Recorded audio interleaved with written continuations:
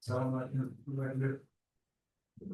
Ya da zararı ben bunlar ya da zararı. Birbirine sebep işte bir şu an istediğim var da makineleri içerisine girip kaldı. Ben bu içer. Bir mutlu yaşam. Bir işte karşılığında aynı zamanda ekranın bize basına karşılıyor. Karşılıklı bütün parçalarsa işaretler nasıl oldu? İki yıl fazla işlekleri bu yapıp şimdi bu bir güzel kullanmışlar. Bizim gibi çevre kaldığımız. Birinci önerde bu çevreler işte iş kamu düşünüyor işte kumayı ve iş kumayı. Kumayı büyük maddenin kumar kalıplı için kıvırcak anıtlıkların kumayı işletim. Yazılarımız ve satış şirketleri bunları benim Oczywiście przyjemne było Niemcy, moneta, specyfika obecności, zobaczyć, powiedziałem, że prawda, ile za to zrobić, Wielkolegowcy, pensje, że wiem, że mamy wrażliwość. Esnafınızla Muhammed Gerçek Kurtarılmaz, Wielkolegowcy, prowadzą śledzenie Abdülvaroviç, Wielkolegowcy. I to jest też Kırılıyor işçi kesinlikle ilmi takviye nispeti Alman'da kalırsan.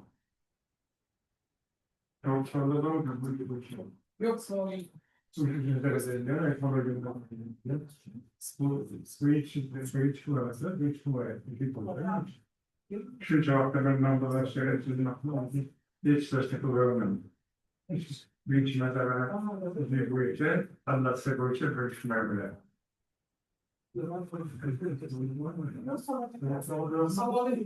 Programlar bütün kabuklarımızı oluşturuyor. Sayıyoruz. İkinci paragraf verilen tabii çizgiler. Bir başka yapmakta çalışan firmalarda sanal düzenler dayandıran çalışmaların görev olduğu kesinlikle olarak için devam ediyor. Faydalı hizmetler. İlgiler hizmetler, hizmetler konflikler. Hizmet özellikle mahsuslar gerçekten başlıca kadar ilgilenmeyi tutmaktadır. Metaforik konflikler, buna bayağı yakın her Hizmetlerle dostluk, kardeşim, dostlar, çağrı, amciliği, hizmetlerle dostluk. Bunlardan İşleştirmek ve Türkiye karşısında Türkiye ciddi yönetmenlerine vermektedir. Kaç sağlama da sağlayabiliyorsun. Mesela başlık doğrular, seslendirmeler, programlarla bu kararlar diyor. Yani bir fark kaldı. Alınmalar Facebook teknolojik işlerle konuşuyoruz. Sizlere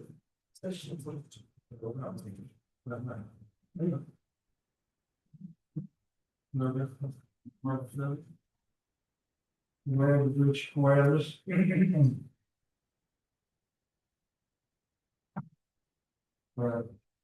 Tagalog bu sahaları üretmen bu sefer doktorun yolculuk tarafı bilmeli olan bizler yerleriz. Ve şimdi seferlikleri evet olsa hepimiz sınav bilgileri sizlerle sınav merkezi.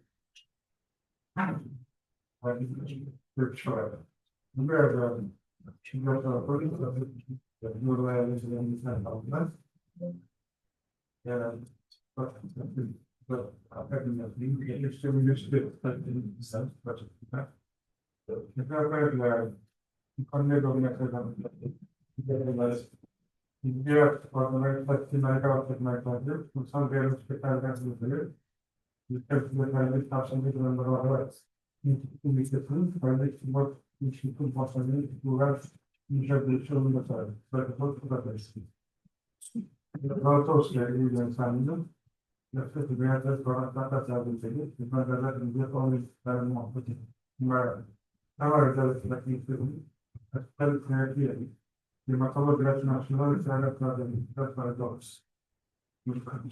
Şöyle de ayrılan sanırım çıkıyor. İşte. Evet, yıllardan dolayı var. Esasında bilmeyenler çıkartmışlar merkezinde, tabii ki ben o merkezinde işte pazar günü tarafından tekrar şu an sanatlar kadar süratli yaşıyor.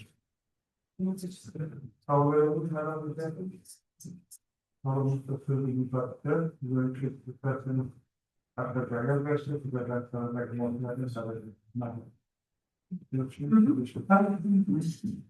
Jumali Ro'ja o'zbekistonda 1986 yilda tug'ilgan. 2009 yilda Toshkent tibbiyot akademiyasining davolash fakultetini tamomlagan. 2012 yilda Toshkent tibbiyot akademiyasining kardiologiya yo'nalishi bo'yicha magistraturasini tamomlagan. 2012-18 hamda 21 yillarda Toshkent tibbiyot akademiyasi birinchi son ichki kasalliklar kafedrasi assistenti lavozimida faoliyat olib borgan. 2018-2020 yillarda Toshkent tibbiyot akademiyasi terapiya ixtisosligi bo'yicha tayanch doktoranti bo'lib, bemorlarni asosiy davoga tarafdorlik darajasida xavotir depressiv holatlarni yaqqonlik prediktorlariga bog'liqlikda o'rganish mavzuidagi nomzodlik dissertatsiyasini himoyasi bilan yakunlagan. 2022-2025 yillarda Toshkent tibbiyot akademiyasi iqtidorli talabalarning ilmiy tadqiqot faoliyatini tashkil etish bo'limi boshlig'i bo'lib ishlagan. 2022-2023 yillari va 2025 yildan hozirga qadar Toshkent davlat tibbiyot universiteti birinchi son oilaviy tibbiyot ichki kasalliklar va preventiv tibbiyot asoslari kafedrasi dotsenti sifatida faoliyat yuritib kelmoqda. 2023 yildan hozirga qadar Toshkent davlat tibbiyot universiteti kardiologiya ixtisosligi doktoranti sifatida ilmiy izlanish olib bormoqda. Talabgor tomonidan tibbiyot fanlari doktor ilmiy darajasini olish uchun 14.00.06 kardiologiya ixtisosliklari bo'yicha yurak ishemik kasalligini avj olishdagi genetik markerlarning klinik diagnostik va prognostik ahamiyati mavzusidagi ilmiy ishi taqdim etilgan. Dissertatsiya mavzusi bo'yicha jami 24 ta ilmiy ish, shulardan O'zbekiston Respublikasi Oliy attestatsiya komissiyasining fan doktor dissertatsiyalari asosiy ilmiy natijalarini chop etish tavsiya etilgan ilmiy nashrlarda 11 ta maqola, jumladan 3 tasi xorijiy va 8 tasi mahalliy jurnallarda nashr etilgan. Bundan tashqari 2 ta usulgi tavsiyanoma va 2 ta web dasturi uchun guvohnoma olingan.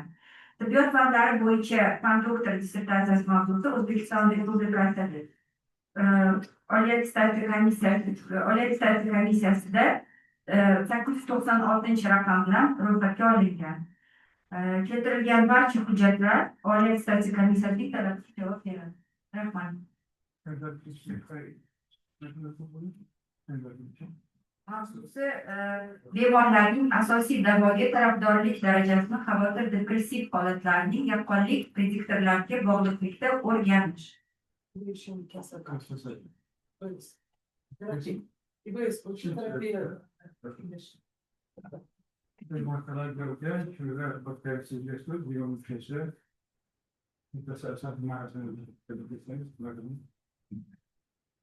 Rahmat. Assalomu alaykum. Hurmatli rais, ilmiy kengash a'zolari. Dissertatsiya ishimiz yurak ishemik kasalligini avj olishida epigenetik markerlarning klinik diagnostik va prognostik ahamiyati mavzusiga bag'ishlangan. Ma'lumki, yurak qon tomir kasalliklari jamiyatimiz tibbiy hamda ijtimoiy iqtisodiy jihatdan muhim muammo hisoblanadi. World Statistic 2023 ma'lumotiga ko'ra, O'zbekiston yurak qon tomir kasalliklaridan o'lim darajasi bo'yicha dunyoda 3-o'rinni egallab kelmoqda. Jumladan, Davlat statistika qo'mitasi hisobotiga ko'ra, mamlakatimizda o'tgan yil vafot etgan fuqarolarning qariyb 55% aynan kardiologik kasalliklar sababli etib ko'rsatilgan. YES Ekspertlar Qo'mitasi yurak ishemik kasalligini tashxislash va davolash bo'yicha 2023 yilgi klinik tavsiyanomalarida yurak qon tomir kasalliklarini an'anaviy xavf omillaridan bir qatorda genetik va epigenetik markalarni kompleks baholash muhimligini ta'kidlagan. Yuqoridagilarni inobatga olib, tadqiqotimizda yurak ishemik kasalligi mavjud bemorlarda koronar aterosklerozni erta barqarorlashuvida epigenetik markor, mikroRNK hamda yallig'lanish va kardiovizualizatsiya biomarkorlarining klinik diagnostik va prognostik ahamiyatini kompleks o'rgangan holda yurak ishemik kasalligida avj olish xavfini stratifikatsiyalashning yuqori sevuvchan mezonlari asosida prognostik platformani ishlab chiqish maqsadi qo'yilgan. Tadqiqot obyekti sifatida 258 nafar shaxs olinib, ulardan yurak ishemik kasalligi mavjud 220 nafar bemor ikki guruhga ajratildi. Shunda asosiy guruhni yurak ishemik kasalligi nomuhim shakli rivojlanib boruvchi zo'rg'a stenokardiyaga 102 nafar bemor tashkil etdi. Taqqoslash guruhiga esa stabil stenokardiyaning 3-funksional sinf tashxisi 118 nafar bemor olindi. Tadqiqot dizayniga muvofiq barcha bemorlarda umumklinik tadqiqotlar majmuasi amalga oshirildi. Kardiovaskular xavf omillari, hayot sifati va davo jarayoniga tarafdorlikni baholash so'rovnomalari o'tkazildi. Epigenetik tahlilda mikroRNK 155 ekspressiya darajasi aniqlandi hamda yallig'lanish mediatorlarini immunoferment tahlillari amalga oshirildi. Shuningdek, noinvaziv kardiovizualizatsiya usuli sifatida koronar tomirlar NZG'da angiografiya tekshiruvi o'tkazildi. Tadqiqotning spetsifik tahlillari Toshkent davlat tibbiyot universiteti negizidagi biotibbiot texnologiyalari markazining molekulyar genetik laboratoriyasi amalga oshirildi. Jumladan epigenetik markor, real time PCR usulida va yallig'lanish tahlillari immunoferment tahlillar asosida baholandi. Aytish joizki, Respublika ixtisoslashgan kardiologiya markazida o'tkazilgan noinvaziv MCTda angiografiya tekshiruvi innovatsion rivojlanish agentligi tomonidan moliyalashtirilgan yosh olimlar akademik harakatchanlik dasturi doirasida amalga oshirildi. Dastlabki natijalarga ko'ra, tadqiqot guruhlarining ijtimoiy anamnestik tavsifi bo'yicha qiyosiy tahlil shuni ko'rsatdiki, rivojlanib boruvchi zo'rg'a stenokardiya bemorlarning qariyb 72% o'rta ma'lumotli va 62% shahar hududida istiqomat qiluvchi shaxslar ekanligi aniqlandi. Asosiy guruhdan farqli o'laroq solishtirma guruhdagi stabil zo'rg'a stenokardiya bemorlari orasida 28% ga ko'proq oliy ma'lumotli va 21% ga oshiqroq qishloq aholisi tashkil etdi. Asosiy va solishtirma guruhlarida kardiovaskular xavf omillarini uchrash chastotasi bo'yicha tafovutlar aniqlandi. Xususan, yurak ishemik kasalligi bemorlarida klinik holatni barqarorlashuvi 31,4% hollarda chekish, qariyb 24% hollarda semizlik yuqori darajalar va eng ko'p 27,5% hollarda arterial gipertenziya baland ko'rsatkichlari hamda 44,1% hollarda xavotir depressiya sindromi kuzatilishi bilan asoslangan. Bundan tashqari, tadqiqot guruhlarida klinik funksional ko'rsatkichlar qiyosiy tahlili shuni ko'rsatdiki, nomuhim stenokardiyali bemorlarda klinik kechishni og'irlashganligi arterial gipertenziyaning 2-3 darajalarini 22% ga oshishi, ayniqsa sistolik arterial bosim urishi hisoblanadi. Shuningdek, anginoz xurujlarning soni 2-3 barobar, og'riq davomiyligi 1,5 barobar oshishi va xurujsiz masofani 3 karra qisqarishi bilan namoyon bo'ldi. Lekin vizual analogik shkala bo'yicha og'riq sindromining intensivligiga oid ishonarli tafovutlar aniqlanmadi. Guruhlar o'rtasidagi lipid almashinuviga doir tahlillarga ko'ra, rivojlanib boruvchi zo'rg'a stenokardiyali bemorlarda stabil zo'rg'a stenokardiyali bemorlarga nisbatan ishonchli darajada umumiy xolesterin va ichki faz lipoproteinlar 1,2 barobar, aterogenik koeffitsient 1,5 barobar oshganligi va ichki faz lipoproteinlar 1,3 karra kamayganligi qayd etildi.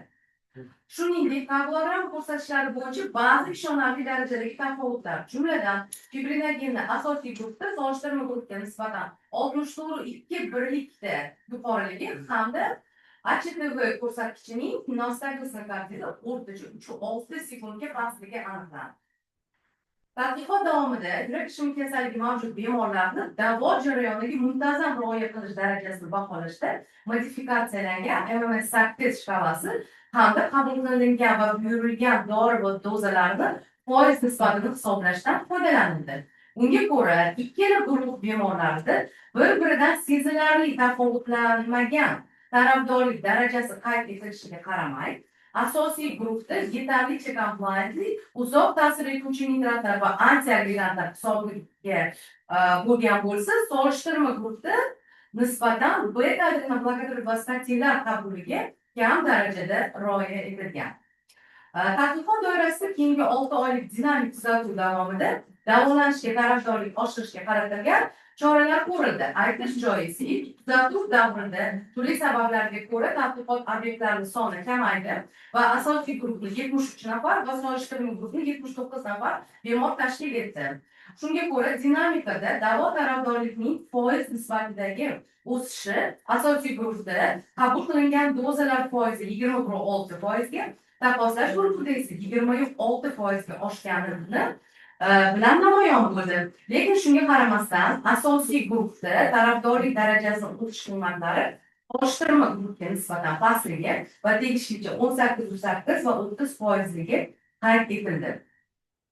Koronar aterosklerozni va yallig'lanish mediatorlarini sezilarli ulushini inobatga olib, yurak ishemik kasalligi mavjud bemorlarda va amaliy sog'lom shaxslarda o'tkazilgan immunotermik tahlillarga ko'ra, rivojlanib boruvchi zo'riqish stenokardiya guruhida interleykin 1 beta va TNF alfa darajalari stabil zo'riqish stenokardiya guruhiga nisbatan taxminan 1,5 barobar yuqori.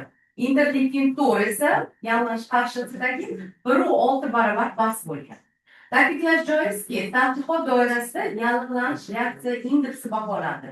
Bu indeks interleykin 1 b va TNF alfa yig'indisini yallig'lanishga qarshisidagi interleykin 4 ga nisbatan bo'yicha hisoblanib, yurak ishemik kasalligini beqaror shaklida qariyb 2,5 barobar yuqoriligi qayd etildi. Bu esa klinik holat kechishida yallig'lanish disbalansini darajasini miqdoriy baholash muhimligini isbotlaydi. Yuqorida keltirilgan tahlillar yallig'lanishni klinik va biokimyoviy ko'rsatkichlari yuqori ekanligini aniq ko'rsatdi. Zamonaviy qarashlarga ko'ra, yurak ishemik kasalligining boshlanishi va barqarorlashuvida nafaqat oqsillar darajasi, balki genlar ekspressiyasini epigenetik boshqaruv orqali ham sodir bo'ladi. Shu nuqtai nazardan tadqiqotimiz yallig'lanish chaqiruvchi yetakchi nishon genlarining epigenetik boshqaruvidan biri mikroRNK 155 ga qaratildi.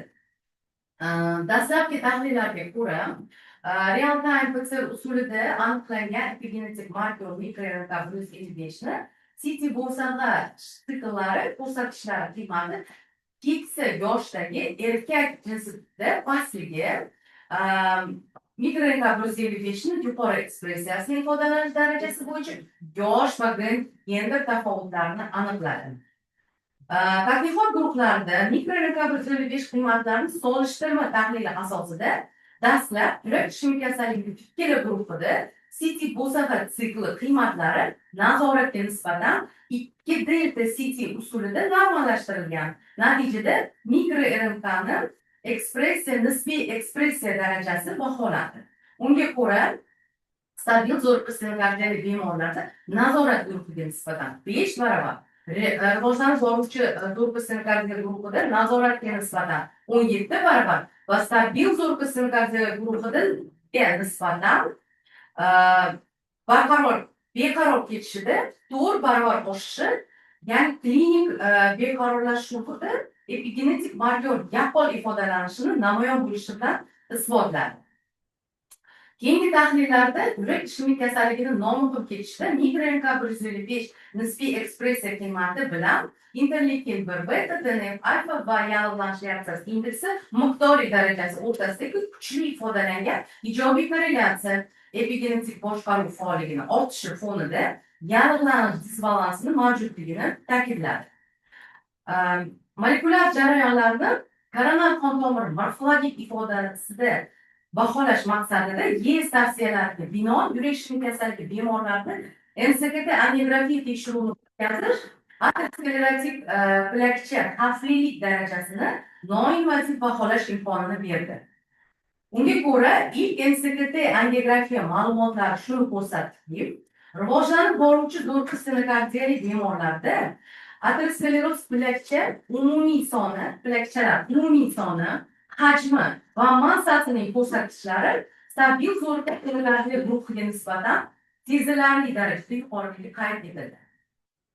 Kardiovizualizatsiya tahlillariga ko'ra, nostabil stenokardialik bemorlarda morfologik jihatdan yuqori, yumshoq baz zishlikdagi o'rtacha 28,5 Hounsfield birlikdagi mikrokalsinoz o'choqlari bilan qoplangan zaif aterosklerotik plakchalar soni sezilarli ustunligi, shuningdek yaqqol koronar ateroskleroz ijobiy koronar tomirlarini ijobiy remodellanishi RI indeksi 1,25 ligi qayd etilgan. Shuningdek, yurak ishemik kasalligining beqarorlashuvida lokal perikoronar yog' to'qimasini zichligini oshishi -62,5 Hounsfield birlikda aniqlandi va umumiy perikoronal yog' to'qimasining zaifligini FAI indeksi yuqoriligi bilan ifodalanadi. Bu yurak qon tomir demak xavfidagi mahalliy yallig'lanish reaksiyasini aks ettiradi. MCGT angiyografiya bo'yicha stenoz darajasini baholash doirasidagi har bir yirik koronar arteriya uchun kvadrat tizimi bo'yicha batafsil tahlil o'tkazildi. Chunonchi nostabil stenokardiya guruhida kvadrat ustunlik qilib, demak chap koronar arteriyadagi stenoz 40% tashkil etdi o'rtacha va stabil stenokardiya guruhida esa stenoz aksariyati kvadrat 1 va 2 darajadagi ahamiyatsiz va o'rtacha darajada qayd etildi. Yangilangan kvadrat 2 tizimiga muvofiq aterosklerotik plakchaning umumiy yuklamasi P-tasnif, Argson bo'yicha kalsiy indeksi va zararlangan segmentlarning umumiy soni SIS tahliliga ko'ra, yurak ishemik kasalligini beqaror kechishida tarqoq va ko'p segmentlar koronar ateroskleroz P4 yuqori SIS bilan ifodalangan bo'lsa, barqaror shaklda esa aterosklerotik plakchalar minimal soni kam segmentlarda uchrashi P1, P2 va passiv bilan namoyon bo'ldi. Ammo koronar kalsiy indeksi bo'yicha sezilarli farqlar aniqlanmadi. Yurak ishemik shakllariga ko'ra, an'anaviy xavf omillarini MCGT angiografiya ko'rsatkichlari bilan korrelatsion bog'liqligini tahliliga ko'ra, yurak ishemik kasalligining turg'un kechishida yosh va arterial gipertenziya aterosklerotik plakchalarning mikrokalsinatsiyasi va stenoz darajasi oshishi bilan yaqqol korrelatsion bog'lanishda bo'lsa, nomuqim shakllarda esa bu omil zaif lipidlarga boy plakchalar shakllanishi bilan bog'liq bo'lib, chekish va semizlik bilan bir qatorda aterosklerotik plakcha beqarorligini kuchaytirdi. Keyingi tadqiqotlar natijalari yurak ishemik kasalligini avj olishda mikrorentgenografik darajasi va yallig'lanish reaksiyasi indeksi teng darajada aterosklerotik plakchalar zichligini pasayishi, ularning hajmini oshishi, koronar arteriya remodellashuvi indeksi, koronar stenoz darajasi va FAI indeksi bilan sezilarli assotsiatsiya bog'liqlikda ekanligi ko'rsatildi. Bir omilli logistik regression analizga ko'ra, tadqiqot doirasida o'tkazilgan mikrorentgenografik ekspressiyasining oshishi yurak ishemik kasalligini avj olish xavfi bilan bog'liq bo'lsa-da, uning prognostik ahamiyati klinik shakliga qarab tafovutlandi. Jumladan, stabil stenokardiya guruhida 6 oylik nofatal yurak qon tomir hodisalarini rivojlanish ehtimoli, ya'ni imkoniyatlar nisbati 16,33 qiymatda. Nostabil stenokardiya guruhida 7,26 ko'rsatkichiga nisbatan sezilarli yuqoriligi qayd etildi. Bunda stabil zo'rqish stenokardiya bemorlarda nostabil stenokardiyaga qaraganda mikrorentgenografik yuqori prognostik aniqlik, ya'ni AU 0,89 ga qarshi 0,78 ligi va spesifiklik qiymati 92,5% ga qarshi 85% ligi namoyish etildi. Shuningdek, ikkala guruhda ham yuqori salbiy prognostik qiymat NPV ko'rsatkichi 95,4% va 88,5% ni tashkil etib, mikrorentgenografning istiqbolli bema'qul ekanligini ko'rsatdi. Tafovutlangan BUSD qiymatlari rivojlanib boruvchi zo'rqish stenokardiya uchun 21 darajada, Sabyuzov fasinatsiya 18 darajada xavfni klinik shakliga ko'ra stratifikatsiyalash imkoniyatini berdi. Tadqiqot doirasidagi keyingi tahlillarga, ya'ni ko'p omilli logistik regression tahlillarga ko'ra, integratsiyalashgan multi-biomarkor yondashuv doirasida mikroRNKning prognostik imkoniyatlari nisbati 1,78gacha pasayganligi qayd etilgan bo'lsa-da, uning klinik ahamiyatini saqlab qolgan holda xavfni baholashda ahamiyatli va mustaqil hissa qo'shuvchi epigenetik markor ekanligini isbotladi. Ta'kidlash joizki, mikroRNK bo'lishi haqiqiy qiymati va uni alohida prognostik mezon sifatida ishlatganda emas, balki integratsiyalashgan ko'p komponentli bashoratlash modellarida namoyon bo'ladi. Xususan, eng yuqori prognostik imkoniyatlar nisbati OR 895 ko'rsatkichida mikroRNK ekspressiya darajasini oshishi, yuqori yallig'lanish reaksiyasi indeks qiymati va zishlikdagi ateroskleroz bo'lakchalarining kardiovizualizatsiya paterni bilan ta'minlangan birlikdagi uchraganini qayd etildi. Tadqiqotni ilmiy mahsuloti sifatida an'anaviy xavf omillari va yallig'lanish, epigenetik hamda kardiovizualizatsiya markorlarini kompleks baholashga asoslangan multi-biomarkorli yondashuv negizida yurak ishemik kasalligini avj olishini xavfi bo'lgan bemorlarning olib borish taktikasini optimallashtirish maqsadida Cardiopredik nomli innovatsion elektron platforma ishlab chiqildi. Ushbu dastur kasallik og'irligini obyektiv baholash, noxush yurak qon tomir hodisalarini rivojlanish xavfini erta aniqlash imkoniyatini yaratadi. Ruxsatlilar bilan xulosalarga to'xtalmasam. Rahmat. Tugadı. Sağollar. Sağollar. Sağollar.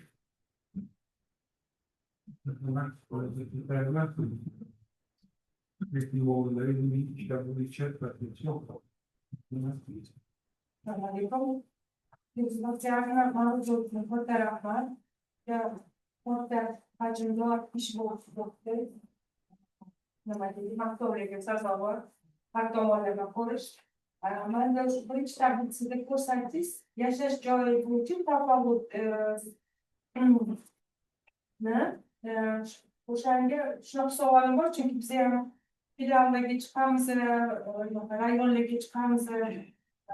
Bu tafovutni keyinchalik qanaqadir analiz qilindimi? Agar ish bo'yicha bo'lmasa, o'zingizni kuzatishingiz mumkin-da. Nimaga shaharlar shunaqa farqli?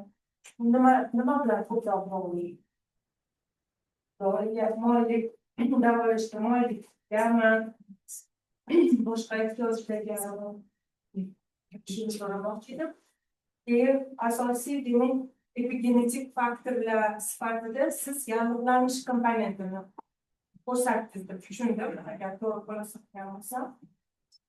Va keyinchalik shu yallig'lanish komponentiga qanaqa davolash profilaktik ta'sirlari keyinchalik. Chunki hozirgi tushunishim bo'yicha bu uzoq perspektiv ish emas-da. Davolash rezultatlari boshqasi o'ta ko'rmaganki, nisbatan angiografiya bo'yicha ko'p tomirli degan so'zni eshitmadim. Bir tomirli, ikki tomirli, ko'p tomirli-da. Mana shular bo'yicha tushuntirish bersangiz rahmat.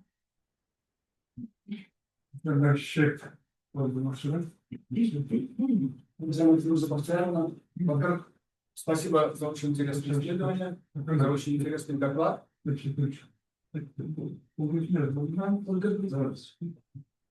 Вот хочу вас поблагодарить.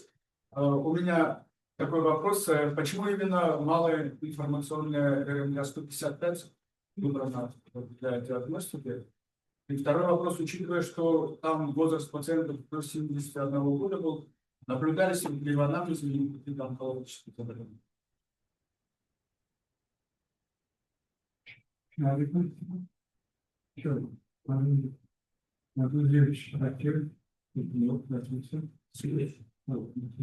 Салам алейкум. ma'ruza o'zbek tilida, sof o'zbek tilida atamalarni o'rinli tarjima aksariyat holatlarda tarjima qilganlardan diksiya yangilanmoqda, to'galanmoqda, lekin hozir ko'proq hayvonlarni shakli o'tganga qaraganda bilsam bo'ladi. Yoki ko'proq qarangiz. Agar naqaroq bo'lsa, yana ham ijodiy afzalroq kuchli bo'lardi. Savolga kelsak, mana nega aynan pigment markerlarni tanladingiz? Lekin sizni dissertatsiyangiz nomida marker degani, demak bu avvaldan уже ma'lum narsa. Yoki siz buni marker sifatida tanlab oldingizmi? O'sha Yevropa jamiyatini o'sha genetikaga taalluqli hujjatlarda bu narsa ko'rsatilgan bo'lsa, nima ma'no bor? Mening prognostik ahamiyatli deyishdan, o'rganishdan, agar bu markerlar avvaldan ma'lum bo'lsa, yoki bu sizda yangi marker, avval ma'lum bo'lmagan markerlar. O'zi epigenetik markerlar nazariy jihatdan yurak ishemik kasalligida nechta bo'lishi mumkin? Nega shu uchtasidan cheklandingiz? Ularni misol uchun o'sha o'zingiz ishingiz bo'yicha yoki adabiyot bo'yicha bor yo'li bittami? Adabiyot bo'yicha ham bittami? Yo'q, ular O'sha yerda masalan umumiy epigenetik markerlarni oladigan bo'lsak, bu markerni prognostik bo'lishi qancha? Ya'ni sizni misol uchun ishingizni amaliy ahamiyatda tushuntira olaman.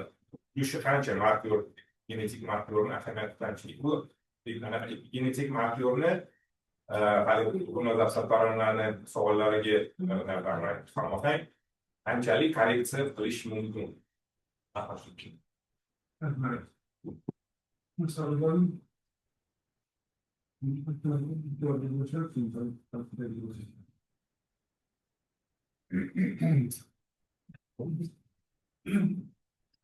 Katta rahmat, Gulnazar Sattorovna, muhim savollaringiz uchun. Ta'kidlaganingizdek, haqiqatan yashash joyi bilan bog'liq guruhlar orasidagi tafovutlar aniqlandi va xususan nostalgik ketishda ko'proq shahar aholisi va nostalgik ketishda ko'proq demak qishloq aholisi ustunligi bilan kuzatildi. Bu endi ehtimoliy demak qishloq va shahar aholisini o'rtasidagi xavf omillarining tarqalish nisbati, keyin tibbiy savodxonlik darajasi va davolashga tarafdorlik darajasidagi tafovutlar bo'lishi mumkin va yana biz ko'proq ishimizdan kelib chiqqan holda bog'liqlikni kuzatganimizda aynan mana shu nima uchun epigenetik omilki, bu genetik omillardan farqli o'laroq aynan tashqi muhit omillariga ta'sirchan bo'ladi, ya'ni unga ta'sir ko'rsatish mumkin va aynan ko'p tadqiqotlarda aynan urg'u berilganki, tashqi muhit omillari xususan kichik zarrali changlanish, kichik zarrali havo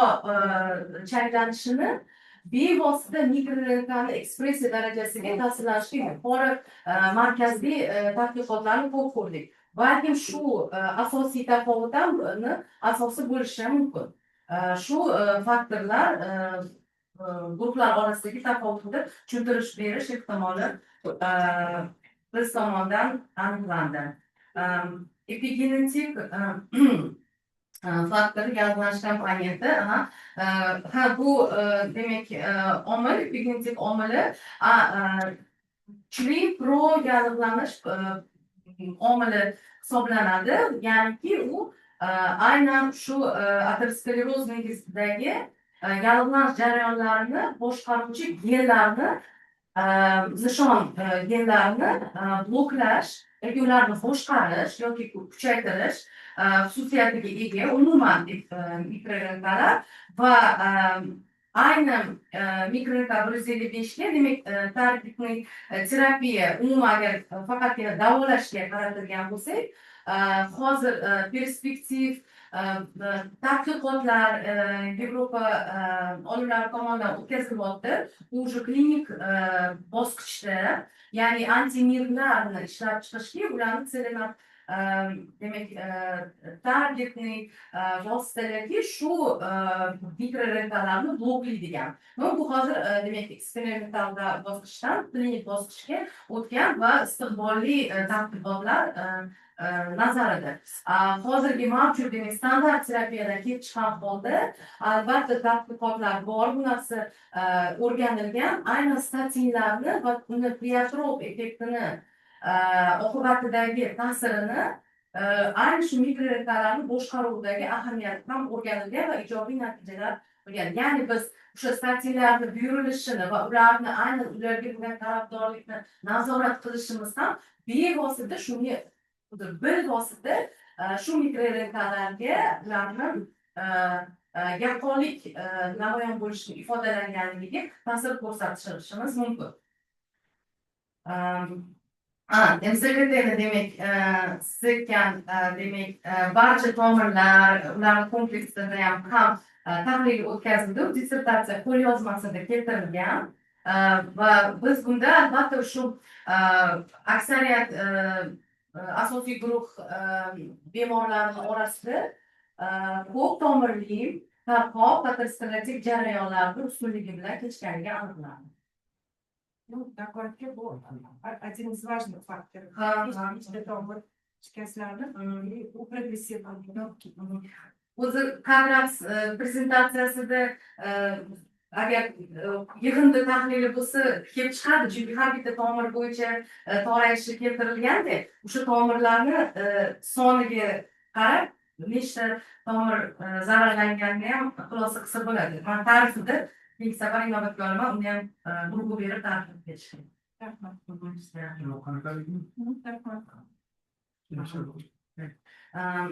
Спасибо большое, уважаемый Александр Борисович, за ценные вопросы.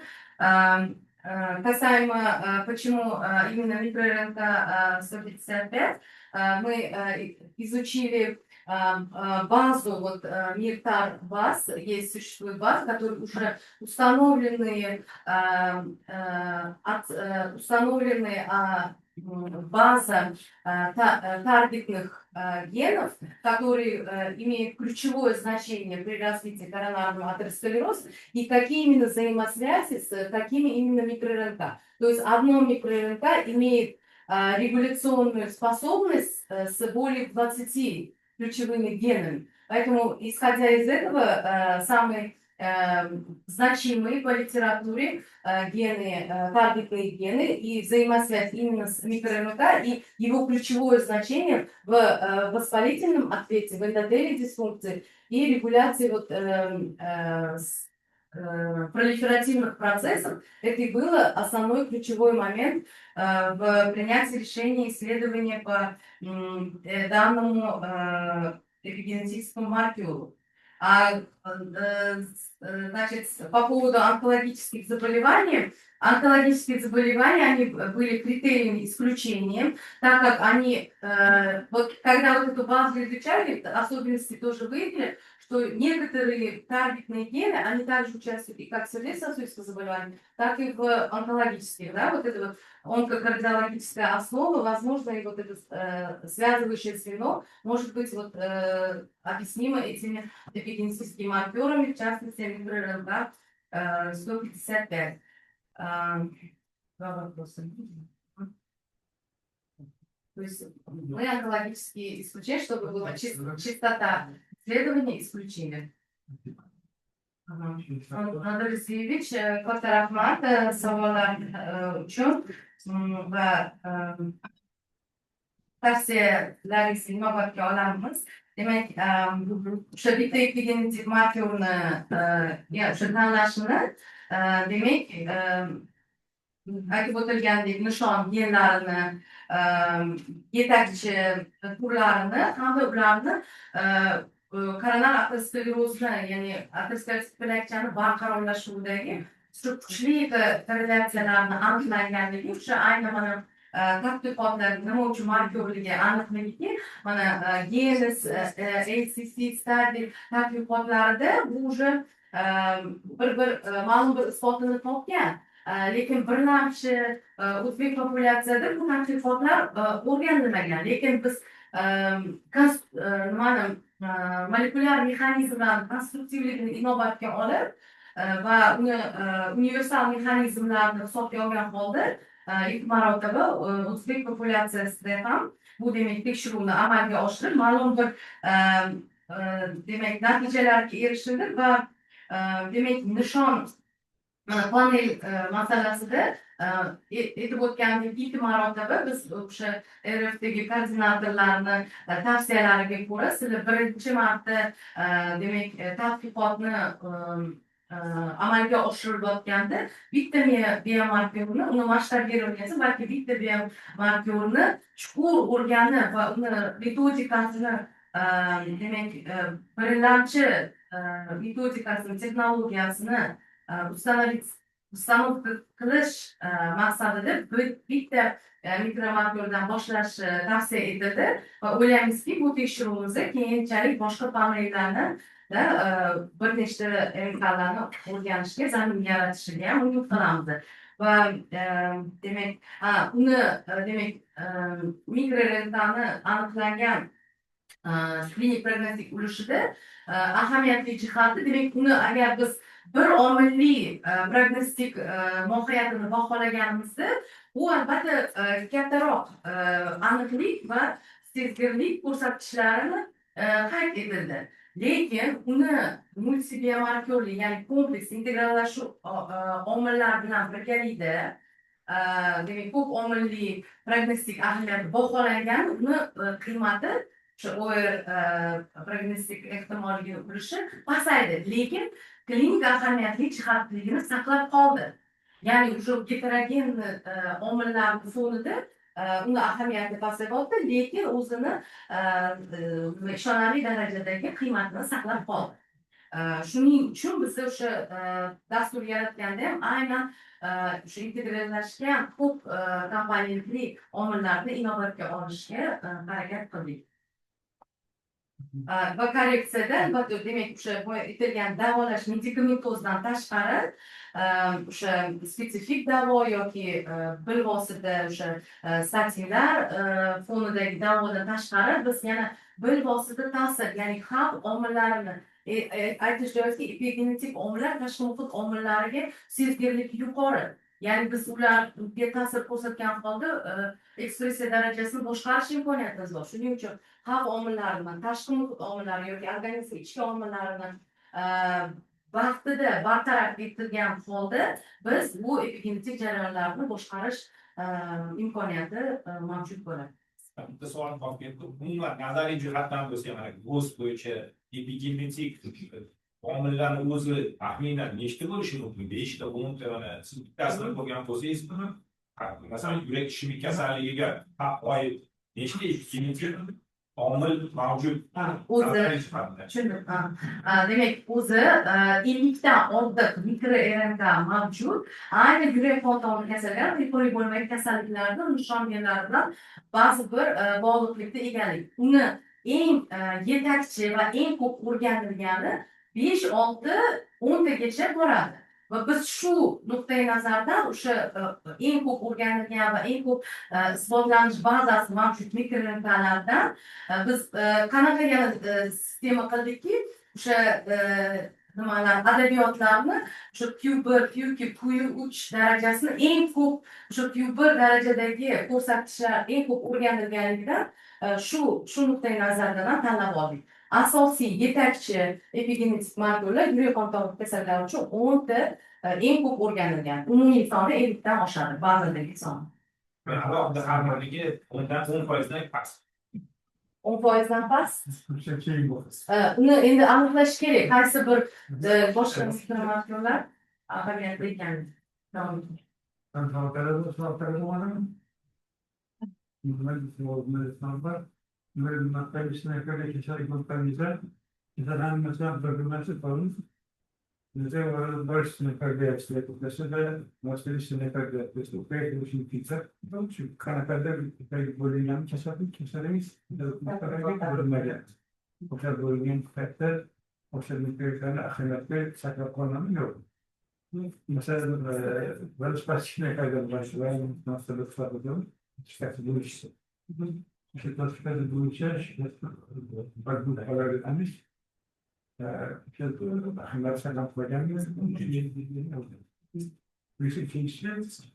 Ama akademik doğrulaştı. Sana kadar sana gelene bağlı. Mesela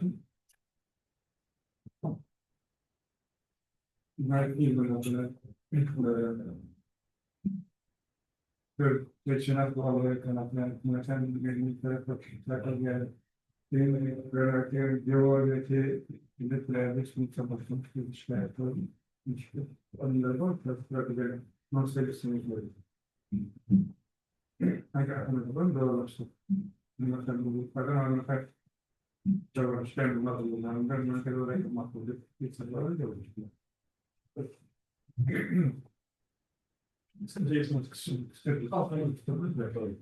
Demek yürüyüşün kasalligini klasifikatsiyasi bo'yicha demek rivojlantiruvchi zo'r sistematik turida stabil zo'r sistematik nisbatan miqdoriy jihatdan mikrorentga mana 17 baravar nostabil sanatsiyada 5 baravar ya'ni normal nimaga guruhga nisbatan ustunligi aniqlandi miqdoriy. Lekin prognostik ahamiyatini aniqligi va spetsifikligiga ko'ra nostabil sanatsiyali bemorlarni ko'rsatkichlari nisbatan ahamiyatli jihatdan pastroqki stabil sanatsiyani guruhiga nisbatan va ularni bo'sag'a qiymatlari rivojlanuvchi sanatsiya uchun 21, aslida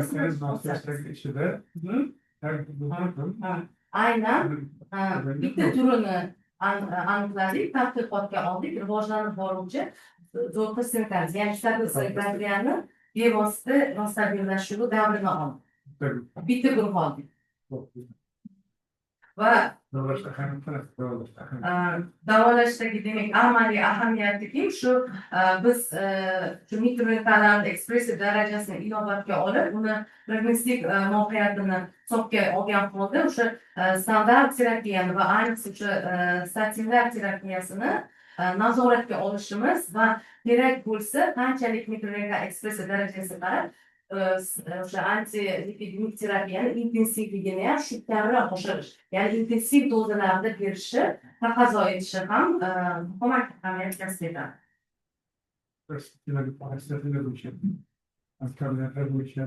Ular standart terapiyani barcha komponentlarini muhim ahamiyati bularning hammasida tasdiq etgan. Demak, klinik gemodinamik holatidan kelib chiqqan holda standart terapiyani dozalari tayinlash bu absolyutniy qilinishi kerak bo'lgan tomoni albatta saqlanib, yana ularni nazoratni kuchaytirishimiz bunga urg'u berilgan. Uni tarafdorligini rioya etish darajasini oshirishimiz muhim ahamiyat. Masalan, klinik ma'lumotlar ko'rsa tabiiy ahamiyat berishlik. Mana bu nitaqaga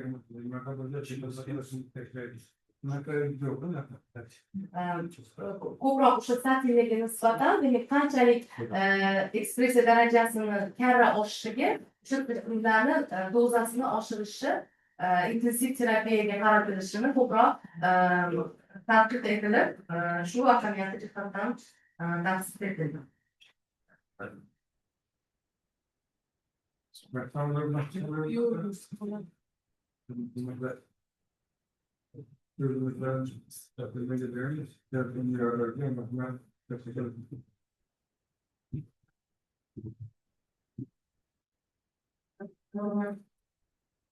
Assalomu alaykum, yana bir bor tashkil qilish a'zolari man sizlarga minnatdorchilik bildirmoqchi edim. Bugungi mana ma'lum maslahatni nur ostida bajarilgan doktor ishimizni taqdim etdik muqaddimaga. Jo'za Baxtiyorni bugungi kunda Tibbiyot universitetining doktoranti hisoblanadi. Mana doktorantura tugashiga bir kun qoldi. Biz ulgurdik bu ishni himoya qilishga. Mana bugun o'ylaymanki ijodiy baho berasizlar bizning ishimizga. Jo'za Baxtiyorni magistratura, aspirantura paytida o'zini juda iqtidorli pedagog, iqtidorli ilm bilan shug'ullanadigan ilmiy shogird sifatida juda o'zini yaxshi tomonlarini ko'rsatib, mana shunaqa xulosaga keldirdiki, o'zlarini hayotlarini pedagogikaga, tibbiyotga va ilmga bag'ishlagandi. İlmiy ish bajarayotgan paytlarida kandidatlik dissertatsiyasi pandemiyadan oldin yoqlangan edi. Yoqlash bilan hamma narsa yopildi. Shundan diplomni ular onlayn oldilar. Keyinchalik dotsent bo'ldilar. Keyin doktoranturaga kirgandan keyin Qo'shma Shtatlar qo'ymadagi iqtidorli talabalarni bo'limiga berasiz. Manga rahbar ishlaydi dedi. Ancha o'zlarini mehnatlarini sindirganda o'sha bo'limga hozir endi doktoranturani bitirsalar bo'limda olgan edik. Ancha murakkab nimalardan qadamlar bo'libdilar. Men o'ylaymanki, bugungi ish ham to'liq Feruza Baxtiyorning o'zlari tushungan holda bu ilmiy yo'nalish nima ekanligini, bu ilmiy muammo nima ekanligini tushungan holda bu ilmiy ishni bugungi mana muhokamaga taqdim etganlar. Men bu borada aytmoqchimanki, Feruza Baxtiyorimiz juda ham talantli, iqtidorli pedagog, halol ishchilik ham, kamtarim. Ben shu borada ota-onalarga minnatdorchilik bildirmoqchi edim. Shunaqa qiz o'stirganliklari uchun va bugungi kunga yetishiga albatta qaynota-qaynonalari, turmush o'rtoqlari, bolalari yordam berganligi uchun shu kunga yetib keldilar. Shuning uchun men o'ylaymanki, o'zinglar mana ko'p savol javob qilishlar, boshqasi hammasi o'z ishini mukammal qiladigan mutaxassis. Ben sizlarga shu borada minnatdorchilik bildirmoqchi edim. O'ylaymanki, bizning ijodiy voqeasi. Rahmat. Demek şimdi zorluklar, teknolojiler uzaklaştırıyor. Teknolojiler, Rahmat. Dumaliyev Feruza Baxtiyorovnaning ilmiy tadqiqot ishi Toshkent davlat tibbiyot universitetida kafedralar aro muhokamadan o'tgan. Unga tibbiyot fanlari doktori professor Nabiyeva raisga kirganlar. Retsenzentlar Mutayeb Muxlis Rahmatullayeva, Toshkent davlat tibbiyot universiteti birinchi son fakultet va hospital terapiya kafedrasi dotsenti, tibbiyot fanlari doktori va tibbiyot fanlari doktori Muloboyev G'uzorishkunina. Xulosa, Dumaliyev Feruza Baxtiyorovnaning tibbiyot fanlari bo'yicha fan doktori ilmiy darajasini olish uchun yurak ishemik kasalligini avj olishdagi genetik markerlarni klinik diagnostik va prognostik ahamiyati mavzusida dissertatsiya ishi yakunlangan ilmiy tadqiqot ishi hisoblanadi. Tadqiqotda qo'yilgan vazifalarning mohiyati va dolzarbligi, foydalanilgan usullar, xulosalar va amaliy tavsiyalar muhokama etilayotgan ilmiy ish O'zbekiston Respublikasi Oliy attestatsiya komissiyasining nizomli 2-bandiga muvofiq 14.06 kardiologiya ixtisosligi bo'yicha tibbiyot fanlari yo'nalishida fan doktori ilmiy darajasi olish uchun qo'yilgan barcha talablarga javob berishni inobatga olib, Respublika ixtisoslashtirilgan kardiologiya ilmiy amaliy tibbiyot markazi huzuridagi ilmiy darajalar beruvchi ilmiy kengashda ko'rib chiqishga tavsiya etilgan. Bundan tashqari, ilmiy tadqiqot ish Respublika ixtisoslashtirilgan kardiologiya ilmiy amaliy tibbiyot markazi huzuridagi ilmiy darajalar beruvchi ilmiy kengashda ko'rib chiqilgan. Rais tibbiyot fanlari doktori professor Shek Aleksandr Borisovich, taqdirchilar Tulaboyeva Gulxan Akbarovna, ilmiy kengash a'zosi, tibbiyot xodimlarining kasbiy malakasini rivojlantirish markazi kardiologiya va gerontologiya, intervension kardiologiya va aritmologiya kursi bilan kafedrasi mudiri va Aliyeva Ra'no Bo'sxonova, Respublika ixtisoslashtirilgan kardiologiya ilmiy amaliy tibbiyot markazining yurak ishemik kasalligi laboratoriyasi katta ilmiy xodimi, tibbiyot fanlari doktori. Xulosa, ilmiy kengash Abdumaliyev Feruza Baxtiyorovnaning tibbiyot fanlari bo'yicha fan doktori ilmiy darajasini olish uchun yurak ishemik kasalligini avj olishida genetik markerlarning klinik diagnostik va prognostik ahamiyati mavzusidagi dissertatsiya ishi yakunlangan ilmiy tadqiqot ishi hisoblanadi.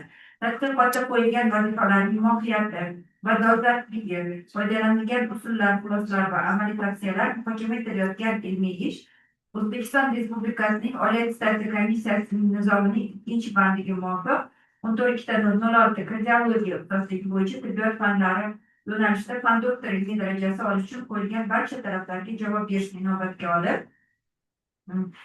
Respublika ixtisoslashtirilgan kardiologiya ilmiy amaliy tibbiyot markazi huzuridagi ilmiy kengashda himoya qilishga tavsiya etilgan. Imzolangan rais tibbiyot fanlari doktori professor Shek Aleksandr Borisovich, ilmiy kotib tibbiyot fanlari doktor Sirojidinova Nigol Zayniddina va akademik Qurbonov Ravshanbek Davletovich tomonidan tasdiqlangan. Yetakchi tashkilot sifatida Samarqand davlat tibbiyot universitetining 2-son ichki kasalliklar va kardiologiya kafedrasining 2025-yil 22 dekabrdagi 10 sonli yig'ilishda muhokama qilingan. Ish yuzasidan kamchiliklar aniqlanmagan va ijobiy deb baholangan. Savollar va kamchiliklar yo'q. Taqrizni imzolaganlar: Samarqand davlat tibbiyot universitetining ilmiy ishlar va innovatsiyalar bo'yicha prorektori, tibbiyot fanlari doktori professor Kubayev, Samarqand davlat tibbiyot universitetining 2 sonli ichki kasalliklar va kardiologiya kafedrasi mudiri, tibbiyot fanlari doktori professor Leonor Hikmatova Toshkentbayeva, Samarqand davlat tibbiyot universitetining ilmiy kotibi dotsent Ochiyeva va Samarqand davlat tibbiyot universitetining rektori, tibbiyot fanlari doktori professor Jasur Alimjon Chirgayev tomonidan tasdiqlangan. Avtoritratga quyidagi taqdirlar olingan: Polshaning Lodz tibbiyot universiteti ichki kasalliklar va nefrodiabetologiya kafedrasi mudiri, tibbiyot fanlari doktori professor Darius Majulskiy.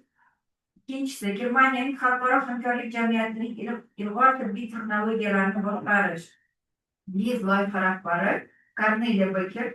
Uchinchi taqriz, Rossiya Sog'liqni saqlash vazirligi Federal davlat byudjet oliy ta'lim muassasasi Pirogov nomidagi Rossiya milliy tadqiqot tibbiyot universiteti rentgen endovaskulyar diagnostika va davolash usullari kafedrasi mudiri professor Gromov Dmitriy Gennadiyevich. To'rtinchisi, Rossiya Sog'liqni saqlash vazirligi Federal davlat byudjet oliy ta'lim muassasasi Pribolsk tadqiqot tibbiyot universiteti terapiya va kardiologiya kafedrasi mudiri, tibbiyot fanlari doktor professor Tavlutskaya Yekaterina Yosifovna. Beshinchisi, O'zbekiston Respublikasi Prezidenti administratsiyasi huzuridagi tibbiyot bosh boshqarmasi 1-sonli markaziy klinik shifoxonasi bosh shifokori, tibbiyot fanlari doktori Qurbonov Abduqodir Kenjayevich. Oltinchisi, Toshkent davlat tibbiyot universiteti davolash ishlari bo'yicha prorektor, ichki kasalliklar profilaktikasi kafedrasi mudiri, tibbiyot fanlari doktori professor Karimov Mazur Shakirovich. Va yettinchisi, Respublika ixtisoslashtirilgan hematologiya ilmiy amaliy tibbiyot markazi ilmiy ishlar bo'yicha direktor o'rinbosari, tibbiyot fanlari doktori Mahmudova Alifilla Jumanova. Barcha takliflar ijobiy, savollar va kamchiliklar yo'q. Rahmat.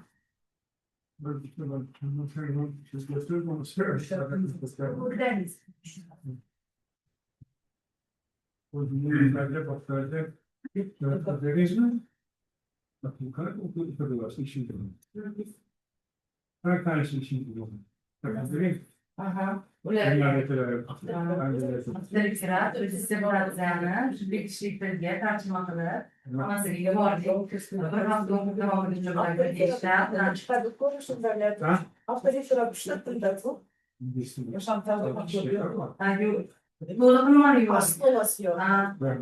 Polsha paket dokumenti va demak tayanch tashkiloti bo'lgan Samarqand davlat tibbiyot universiteti rahbariyatiga va barcha xorijiy va respublikamiz yetakchi mutaxassislar tomonidan berilgan ijobiy takliflar uchun o'z minnatdorchiligimizni bildiramiz.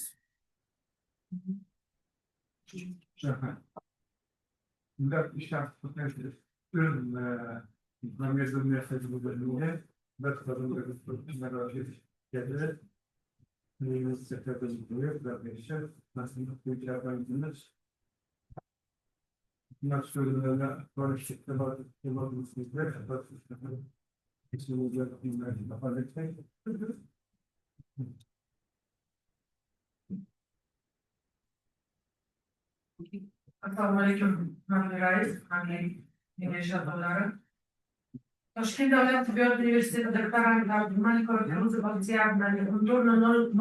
kardiologiya ixtisosligi bo'yicha yurak ishemik kasalligini avj olishda epigenetik markerlarni klinik diagnostik va prognostik ahamiyati mavzusidagi tibbiyot fanlari doktori DS dissertatsiya ishiga o'zimni rasmiy abonent sifatidagi taqdimimni taqdim etishga ruxsat bersangiz. Ma'lumki, yurak ishemik kasalligi ko'p omilli kasallik bo'lib, uni rivojlanish va avj olishda genetik va epigenetik omillar va atrof muhitning ta'siri o'zaro murakkab bog'liqlikdan namoyon bo'ladi. Bu kontekstda gen ekspressiyasini tartibga soluvchi mikroelementlar, xususan mirgulidreydish ateroskleroz patogenezi yallig'larni jarayonda va qon tomir devonlarini remodellashiga markaziy molekulyar regulatorlardan biri sifatida katta ilmiy qiziqish uyg'otmoqda. Albatta, bugungi kunda yurak ishemik kasalligi bo'yicha ko'pgina ishlar olib borilmoqda, lekin hozirgi bugungi ko'rib chiqayotgan ishimiz juda ham dolzarb. muhim ahamiyatga ega va respublikamizda sog'liqni saqlash tizimiga erta tashxislash bo'yicha muhim o'rinni egallaydi deb o'ylayman. Mazkur dissertatsiya ishi ana shu dolzarb yo'nalishda chuqur ilmiy izlanish o'z ichiga olib, mamlakatimiz iqtisodiy amaliyoti uchun muhim nazariy va amaliy ahamiyatga egadir. Tadqiqotni maqsad vazifalar dissertatsiya ishida muallif yurak ishemik kasalligi bo'lgan bemorlarda koronar aterosklerozni beqarorlashuv patogenizi chuqur o'rganish, bunda epigenetik, yallig'lanish va noinvaziv kardiovaskularizatsiya bemorlarni klinik diagnostik hamda prognostik ahamiyatini kompleks tahlil etishni o'ziga asosiy maqsad qilib belgilagan. Shu bilan birga ushbu tadqiqot natijalari asosida yurak ishemik kasallikni avj olish xavfini yuqori sezuvchanlik bilan sertifikatsiyalash imkonini beruvchi innovatsion prognostik platformani ishlab chiqish asosiy vazifalardan biri sifatida ilgari surilgan. Ayniqsa bugungi kunda tibbiyotimizni sifrovizatsiya davrida men o'ylaymanki bu juda ham katta qilingan ish, chunki bu prognostik model keyinchalik birlamish tizimda ishlatib, u ham o'zini mahsulini beradi deb o'ylayman. Abdumalikova Firuz Baxtiyorovnani dissertatsiya ishi an'anaviy tarzda yozilgan bo'lib, kirish, adabiyotlar sharhi, tadqiqot materiallari va usullari, shaxsiy tadqiqot natijalari, xotima, xulosalar, amaliy tavsiyalar, ilovalar va foydalanilgan adabiyot ro'yxatidan iborat. Kirish qismida o'tkazilgan tadqiqotni dolzarbligi va zarurati, tadqiqot maqsadi, vazifalari, tadqiqotni respublika fan va texnologiyalarini rivojlantirishni ustuvor yo'nalishlariga mosligi, tadqiqotni ilmiy yangiligi va amaliy tekshiruv natijalari, olingan natijalar va ularni ilmiy va amaliy ahamiyati, tadqiqot natijalarini amaliyotga tatbiq etilishi, chop etilgan ishlar va dissertatsiya tuzilishi haqida ma'lumotlar keltirilgan. Dissertatsiyaning birinchi bobi koronar aterosklerozni avj olishini klinik, patogenetik va epigenetik jihatlari va mi-RNK ekspressiyasini yurak ishemik kasalligini tashxislash va prognozlashdagi ahamiyati deb nomlangan bo'lib, unda muallif mavzuga doir milliy va xalqaro ilmiy adabiyotlarni batafsil tahlilini taqdim etgan. Bu haqda epigenetik mexanizmlarni, ayniqsa mikro-RNK 155 ateroskleroz patogenida o'ziga xos roli va uni klinik ahamiyati atroflicha ilmiy asoslar keltirilgan. Ikkinchi bobida dissertant tadqiqotni amaliy qismiga bag'ishlangan bo'lib, 2013-2025 yillar davomida Toshkent davlat tibbiyot universiteti klinik bazasida o'tkazilgan klinik izlanishlarni dizayn, tanlangan bemorlarning kontingenti va qo'llanilgan tekshiruv usullarini mufassal bayon etgan. Umumklinik va maxsus tekshiruv usullaridan foydalangan, ular yuqori ma'lumot berish imkoniyatini yaratgan. Tadqiqot natijalarini ishonchliligini qo'llanilgan yondashuv va usullar nazariy ma'lumotlarni olingan natijalari bilan mos kelishi, olib borilgan tekshiruvlarni uslubiy jihatdan to'g'riligi, tekshirilganlarni soni yetarli ekanligini, statistik tekshirish usullari yordamida ishlov berilganligi, shuningdek tadqiqot natijalarini xalqaro hamda mahalliy tajribalar bilan taqqoslanganlik, chiqarilgan xulosa va olingan natijalarni vakolatli tuzilmalar tomonidan tasdiqlanganligi bilan asoslanadi. Olingan asosiy natijalardan dissertatsion tadqiqot jarayonida muallif tomonidan yurak ishemik kasalligi patogenezi diagnostikasi va prognozlashdagi bir qator fundamental natijalar qo'lga kiritilgan. Birinchidan, kasallikni nomuqim kechish bilan tashxislangan bemor guruhida barqaror yurak ishemik kasalligi shakllariga nisbatan anginoz xurujlar davomiyligi, chastotasi va og'riq sindromining intensivligi statistik jihatdan ishonchli ravishda yuqoriligi aniqlanadi. Ikkinchidan, tizimli yallig'lanish jarayonlarining intensivligi, aks ettiruvchi yallig'lanish reaksiyalarining indeksi sezilarli oshishi bilan birga yallig'lanish oldi sitokinlar, interleykinlar va tumor nekroz omili alfa darajasida ishonchli yuqoriligi hamda antiinflammator interleykinlar miqdorining pasayishi aniqlangan. Uchinchidan, fundamental epigenetik tahlillar yurak ishemik kasalligini klinik kechimi og'irligi, to'g'ri proporsional ravishda qonda aylanuvchi mir-155 ekspressiyasining ishonchli darajada oshishini ko'rsatgan.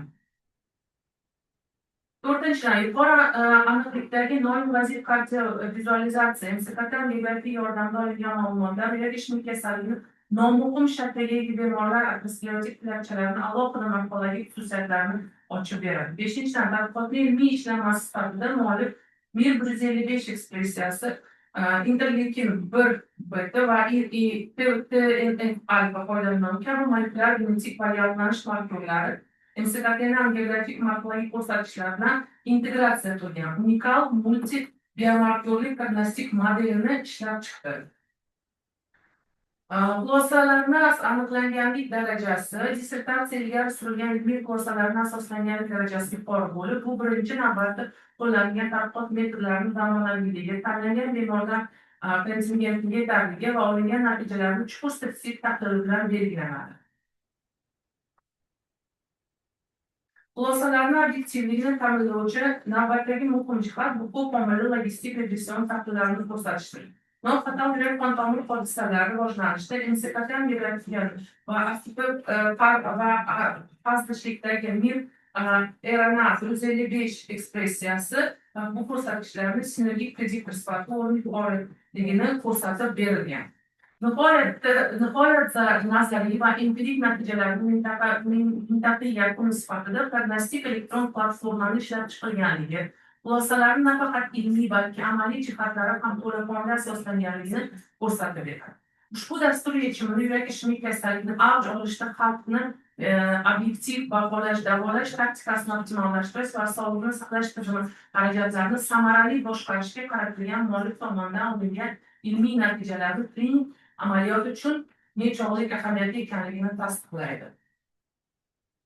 Tadqiqot natijalarining ishonchliligi tadqiqot ishida zamonaviy usul va yondashuvlarni qo'llanilganligi, nazariy ma'lumotlardan olingan natijalardan mos kelishi, olib borilgan tekshiruvlarning uslubiy jihatdan to'g'riligi, tekshiruvchilarning soni yetarligi, klinik biofemioviy immunoferment epigenetik vizualizatsiya va statistik tadqiqot usullariga asoslanganligi, shuningdek yurak ishemik kasallik avj olishda ishonchli mezonlarni aniqlash va ularni diagnostik va prognostik samaradorligini baholashda yangicha yondashuv tizimi natijalari xalqaro hamda mahalliy tajribalar bilan taqqoslanganligi, chiqarilgan xulosa hamda olingan natijalarni vakolatli tuzilmalar tomonidan tasdiqlangani bilan asoslanadi. Ilmiy ishni xotima qismi o'tkazgan tadqiqotlardan mantiqiy yakuni bo'lib, izlanuvchi olingan natijalarni so'nggi yillardagi adabiyotda mavjud bo'lgan ma'lumotlar bilan o'zaro solishtirilgan. Tadqiqot natijalarini aprobatsiyasi mazkur tadqiqot natijalari 12 ta xalqaro va 10 ta respublika ilmiy amaliy anjumanlarida ma'ruza qilingan va muhokamadan o'tkazilgan. Dissertatsiya mavzusi bo'yicha 24 ilmiy ish. Shulardan O'zbekiston Respublikasi Oliy instansiya komissiyasi dissertatsiyalar asosiy ilmiy natijalarini chop etish tavsiya etilgan ilmiy nashrlarda 11 ta maqola, jumladan 8 ta respublika va 3 ta xalqaro ilmiy jurnallarda nashr etilgan. Dissertatsiya referatda tadqiqotni mohiyati to'liq aks ettiradi. Dissertatsiya vaqti bo'yicha prinsipial tanqidiy mulohazalar yuzaga kelmadi. Dissertatsiya ishi bo'yicha manda savollar bordi, lekin ikkitasi berildi. Men bitta savolim bor. Agar ruxsat bersangiz shuni bersam. Yurak ishemik kasallik klassifikatsiya bo'yicha qaysi turida epigenetik va kardiovaskulyar biomarkorlardan yaqqol namoyon bo'lgan? Shu bitta savol. Agar hurmatli rais ruxsat bersangiz, men xulosani o'qisam, kim javob bersalar. Abdumalikova Feruza Baxtiyarna 14.006 kardiologiya ixtisosligi bo'yicha yurak ishemik kasalligi avj olishda epigenetik markorlarni klinik diagnostik va prognostik ahamiyati mavzusidagi tibbiyot fanlari DS dissertatsiyani mukammal, yuqori malakaviy tugallangan ilmiy ish hisoblanib, unda muhim ilmiy amaliy ahamiyatga ega dolzarb ilmiy tibbiy muammo hal etilgan va O'zbekiston Respublikasi Oliy instansiya komissiyasi nizomiga keltirilgan talablarga to'liq javob beradi. Hamda doktorant Abdumalikova Feruza Baxtiyarni tibbiyot fanlari doktori DS ilmiy darajasini olishga loyiq deb hisoblayman. Rahmat.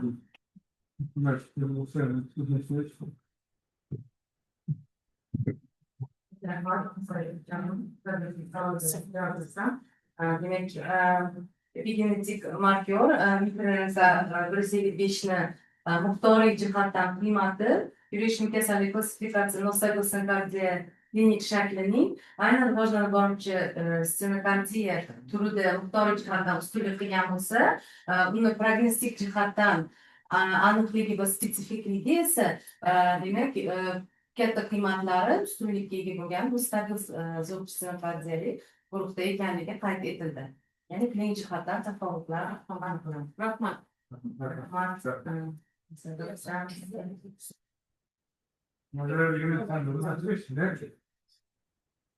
Efendim,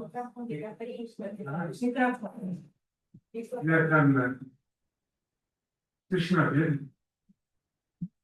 Ular mikrofon yoqib yuborishsa bo'ldi.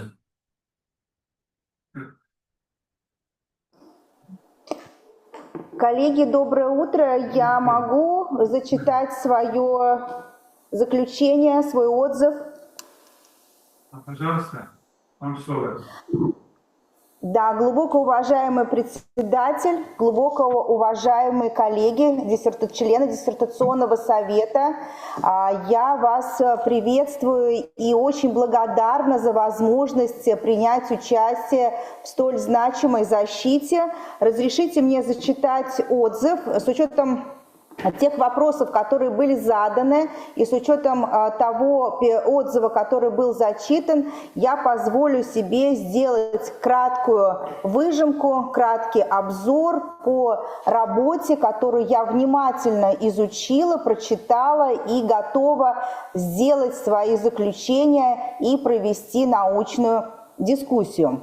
Актуальность вопроса, который сегодня поднят в рамках диссертационного исследования, не вызывает сомнения, потому что ишемическая болезнь сердца действительно во всех странах, в том числе и в Республике Узбекистан, является серьезной социально-экономической и медицинской проблемой. И в этой связи ранняя диагностика неблагоприятных исходов с точки зрения их прогнозирования с помощью тех или иных методик, в частности высокочувствительных биомаркеров, остается актуальной практической задачей в кардиологии.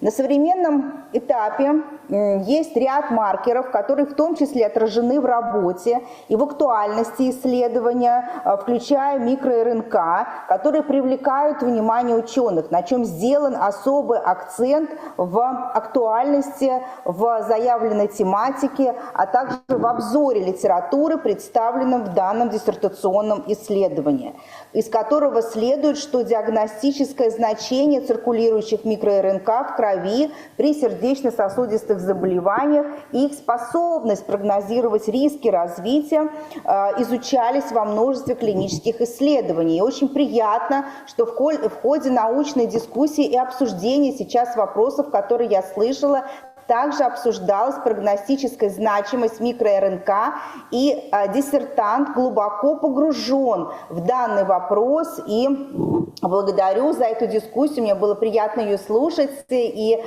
хочется отметить ту глубокую погруженность и научное представление, которое имеет диссертант. Более того, хочу сказать, что цель, которая изложена в данной работе, она соответствует современной повестке, которая предполагает изучение именно всех тех методов, которые позволили бы нам в прогнозе оценивать риски развития неблагоприятных клинических исходов. Цель исследования, я ее позволю себе зачитать, на основании комплексного анализа клинико-диагностического и прогностического значения эпигенетических, воспалительных и кардиоваскулярных биомаркеров в патогенезе дестабилизации коронарного атеросклероза у пациентов с ишемической болезнью сердца и разработать прогностическую платформу с высокочувствительными показателями для стратификации риска прогрессирования ишемической болезни сердца. И вот эта важность цели, которая потом, соответственно, из цели вытекают задачи именно с разработкой прогностической платформы, на мой взгляд, представляет особую новизну, являющуюся безусловным украшением данного диссертационного исследования. В качестве объекта исследования были включены пациенты, и я глубоко ознакомилась с дизайном исследования, который представлен в данной работе и соответствует всем критериям, необходимым для проведения диссертационного исследования и последующей статистически значимой обработки тех результатов, которые демонстрируют научную новизну.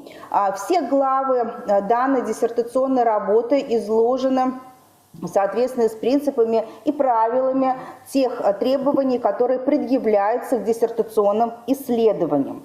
Необходимо отметить тот широкий спектр методов обследования, начиная с общеклинических, биохимических, инструментальных, иммуноферментативных, эпигенетических, кардиоваскулярных и современных методов статистического анализа, которые были использованы и представлены в данном диссертационном исследовании.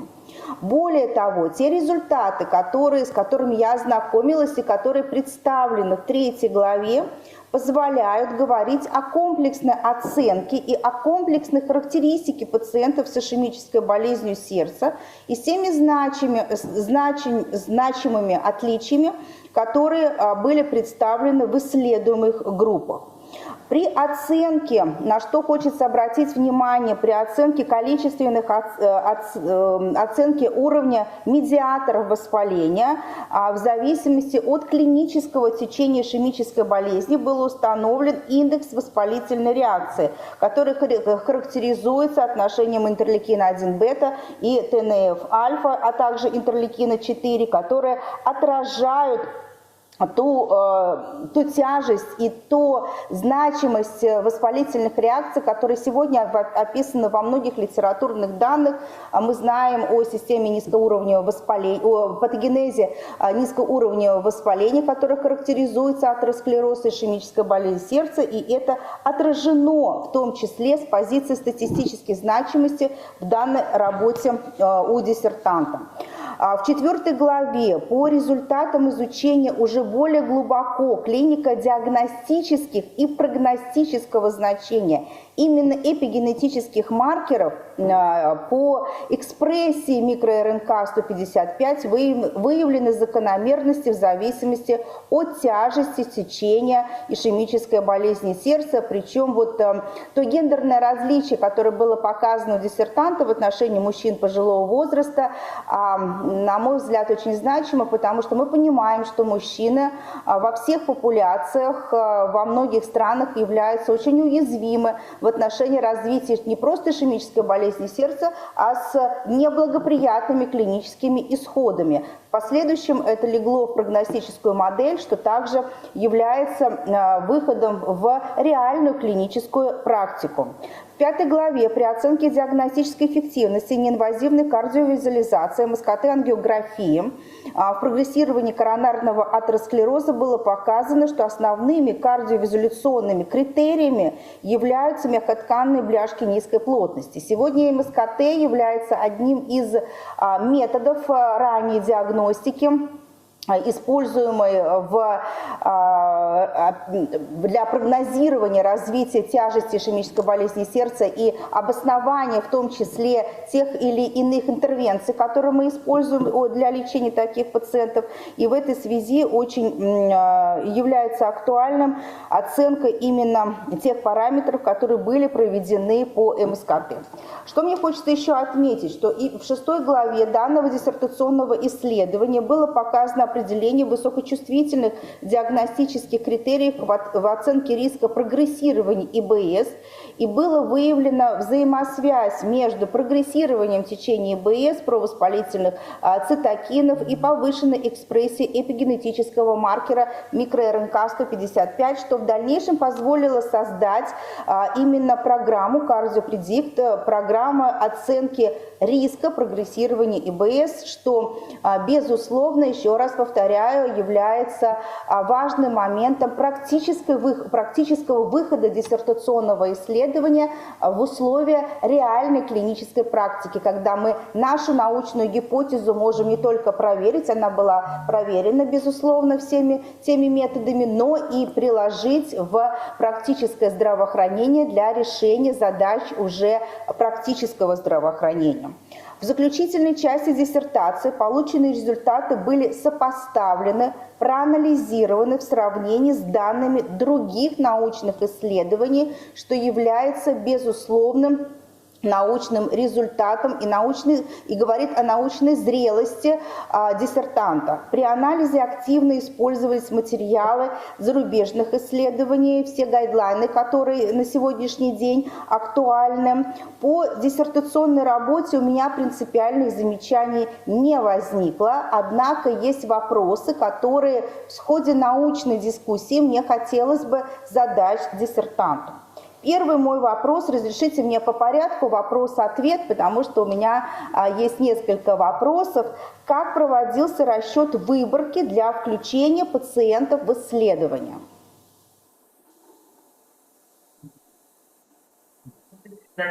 Вопрос.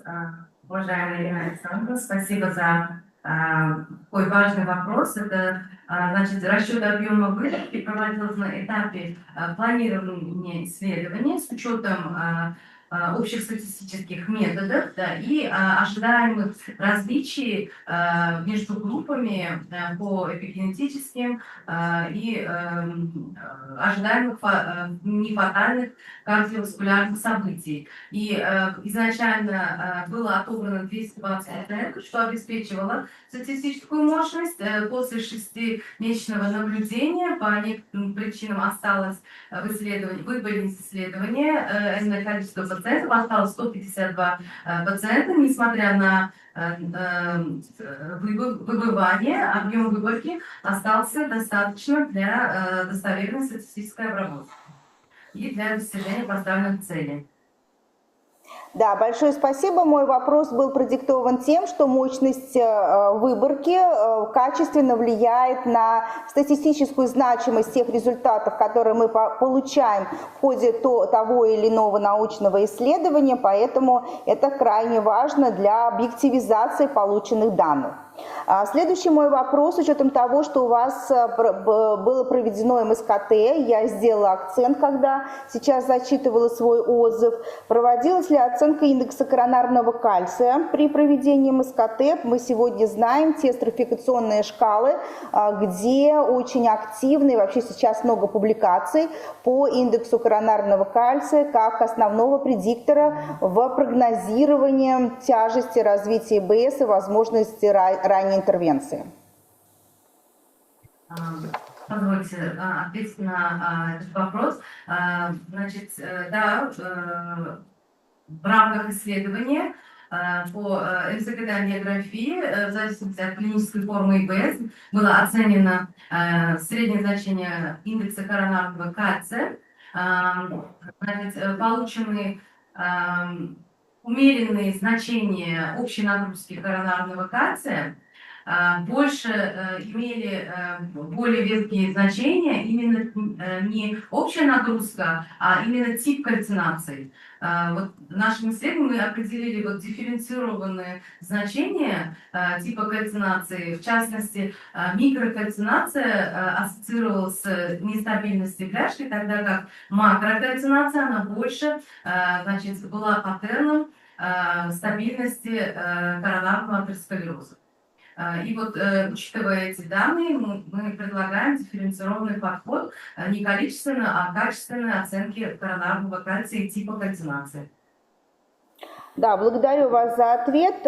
Позвольте мне, наверное, не задавать третий вопрос. Он касается микро-РНК 155, потому что в ходе вашей научной дискуссии, насколько я могла понять, как раз эти вопросы сейчас и обсуждались о диагностической значимости и о выборе, почему микро-РНК было выбрано как такой один из прогностических маркеров. У меня это тоже было в моем вопросе, но я получила ответы, исходя из предыдущей дискуссии.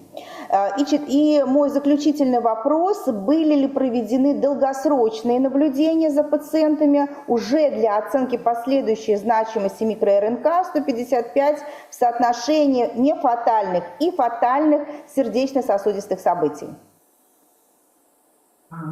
Позвольте ответить. Мы полностью согласны с тем, что оценка долгосрочной прогностической значимости, включая фатальных событий, имеет первостепенное значение и требует, значит, долгосрочного наблюдения прогноза, да, минимум год или 3, Да, наши исследования были сосредоточены на выявлении ранней дестабилизации, то есть среднесрочный прогноз именно нефатальных сосудистых событий, да, которые и по частоте они больше преобладают, чтобы выявить ранние факторы, критерии дестабилизации коронарного атеросклероза. И учитывая ваши рекомендации, мы перспективные рекомендации, мы продолжим оценку. Мы сейчас оценили мягкие точки, мы в дальнейшем будем работать над твердыми клиническими точками, то есть точками, которые очень важны данной концепции кардиологии.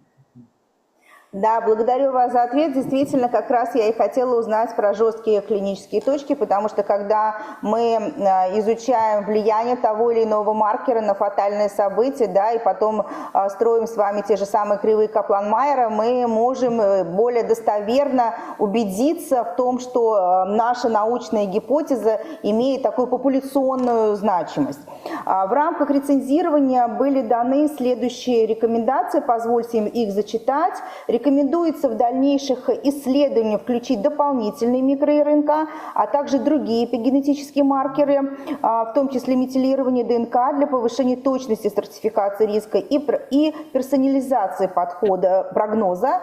Для подтверждения воспроизводимости и обобщенности результатов рекомендуется уже в дальнейшем организовать проспективное многоцентровое исследование, возможно, с участием пациентов из различных регионов Республики Узбекистан, а также с привлечением международных центров для сравнительного анализа.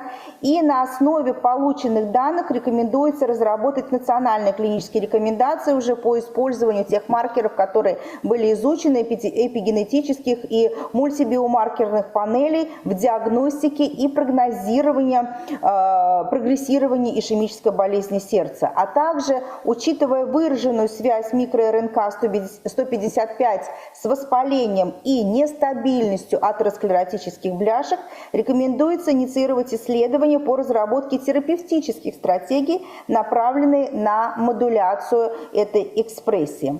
Указанные вопросы не уменьшают научной ценности представленной работы, а мои рекомендации носят для такой расширенный характер для последующих исследований научных гипотез в рамках проводимых научных работ.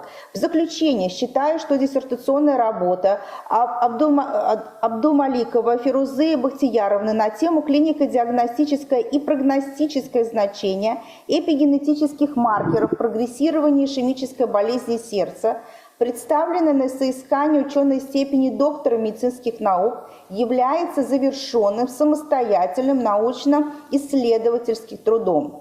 По уровню актуальности, научной новизне, сущности поставленных задач, а также значимости полученных результатов, практических рекомендаций, представленная научная работа полностью соответствует требованиям, предъявляемым диссертациям на соискание ученой степени доктора медицинских наук по специальности 14.00.06 кардиология.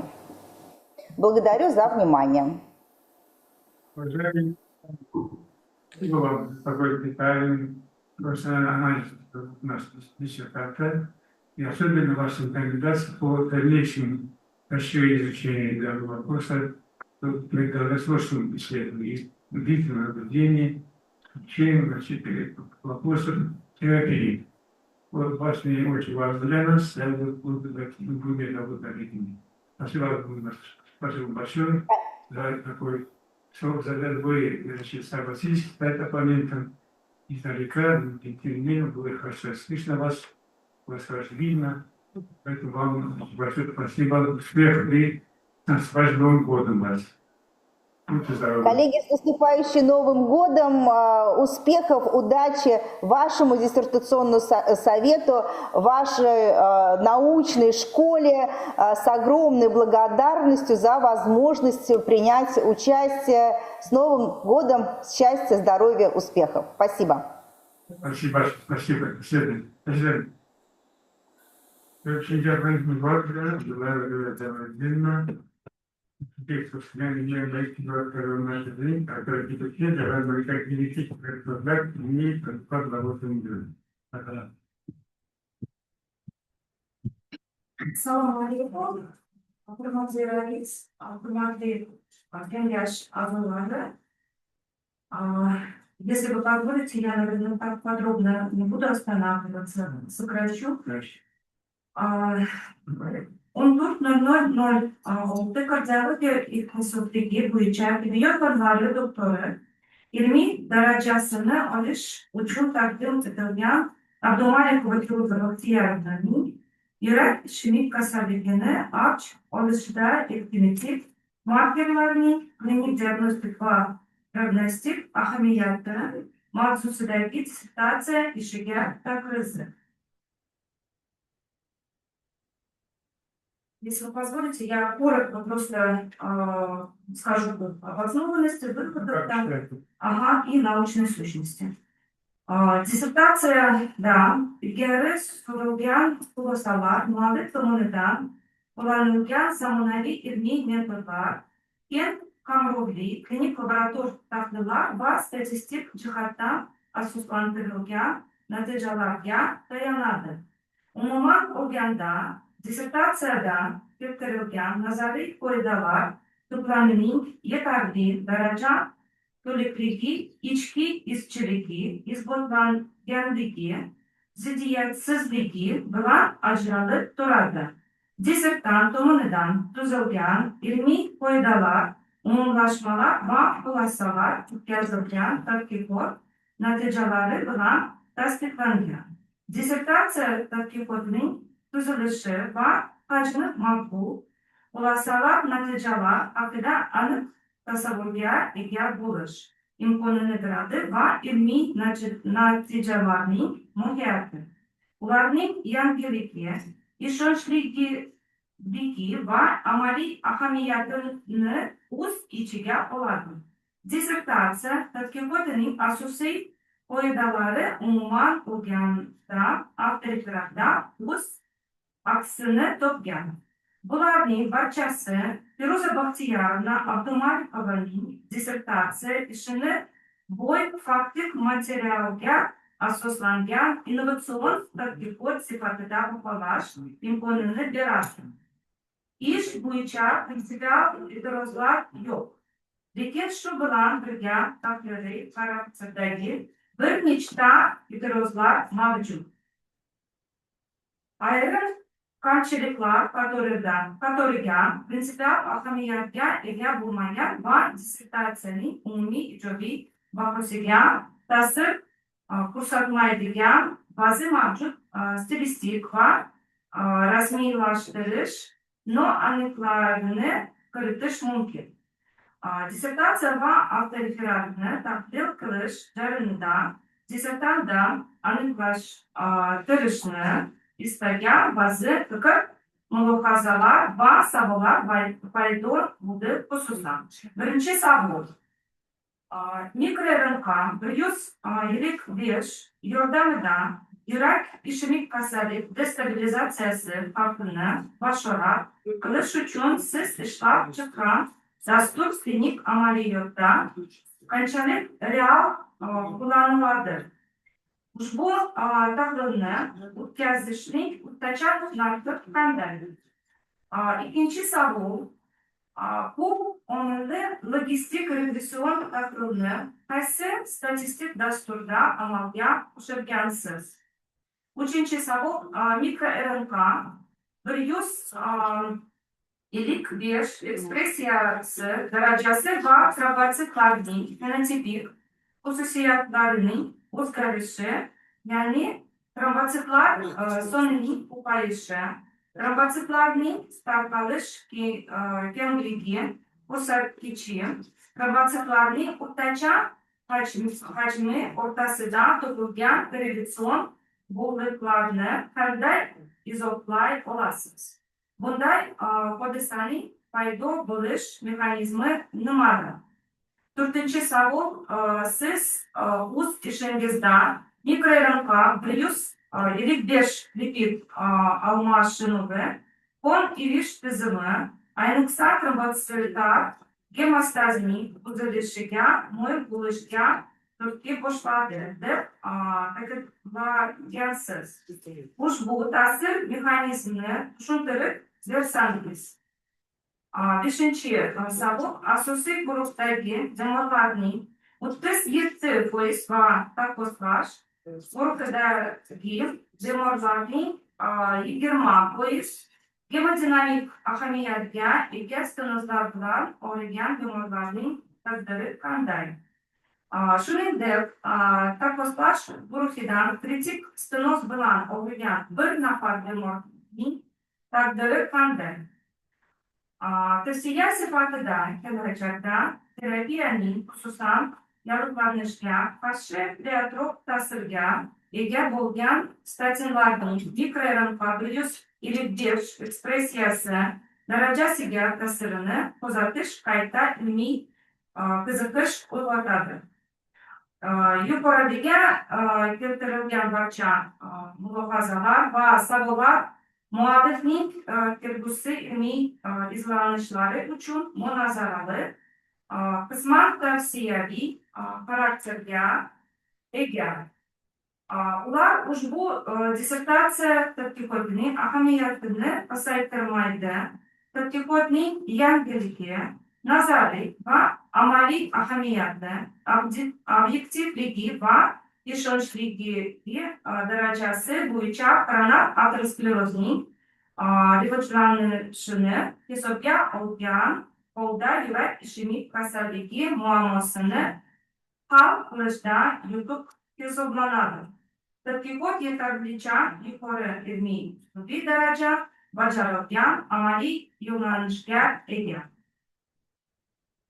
Если можно, сразу зачитать, да? Ага. Заключение. Покрыть qilinayotgan dissertatsiya tadqiqot va muallif tomonidan e'lon qilingan ishlar tahlili quyidagi xulosaga kirish imkonini beradi.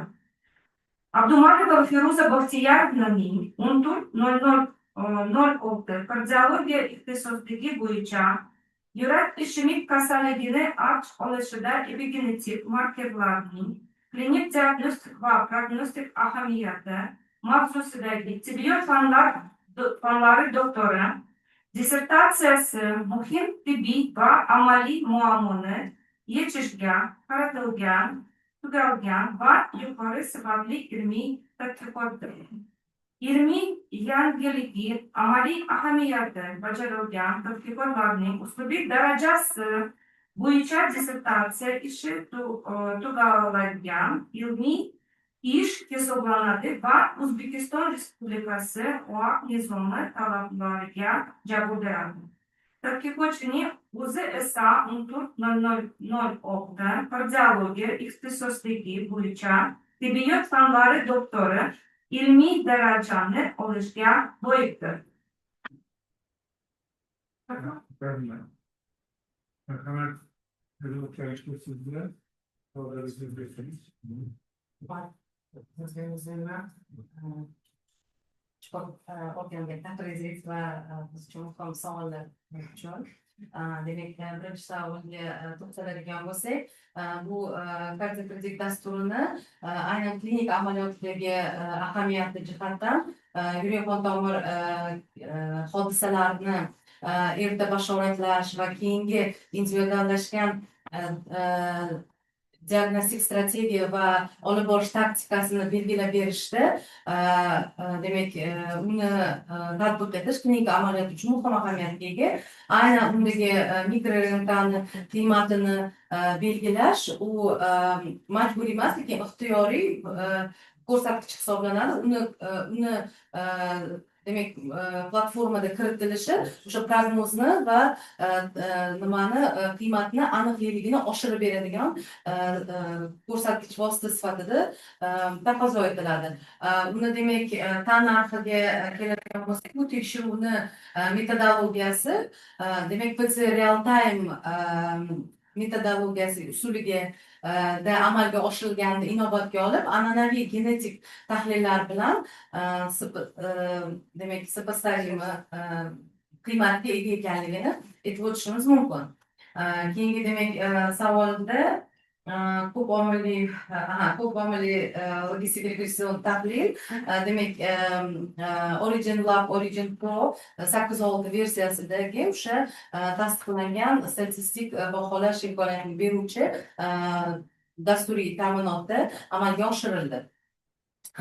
Demak, ekspressiya darajasini o'sha trombotsitlarni morfologiyasi bilan bog'liqligi rahmat shu detalniy analizni ko'rib uni demak tadqiqotimiz ham salohiyatini ko'rsatib beradigan savol uchun aynan demak mikrorelka bu yerda demak yallig'lashni jarayoni bilan o'sha qonni trombogen potensialini o'rtasidagi bog'lovchi zveno bo'lib turib, demak immun javobga nisbatan o'sha megakariogenez stimullanishi va o'sha trombositlarning populyatsiyasi o'sha yosh trombositlarni, ya'ni fagotsitar faollikka ega bo'lgan trombositlar hisobiga demak o'sha morfologik ko'rsatkichlarni o'zgarishi bu yerda demak o'sha IBS progressivlanishidagi o'sha trombogen potensialni bunga ham ta'sirini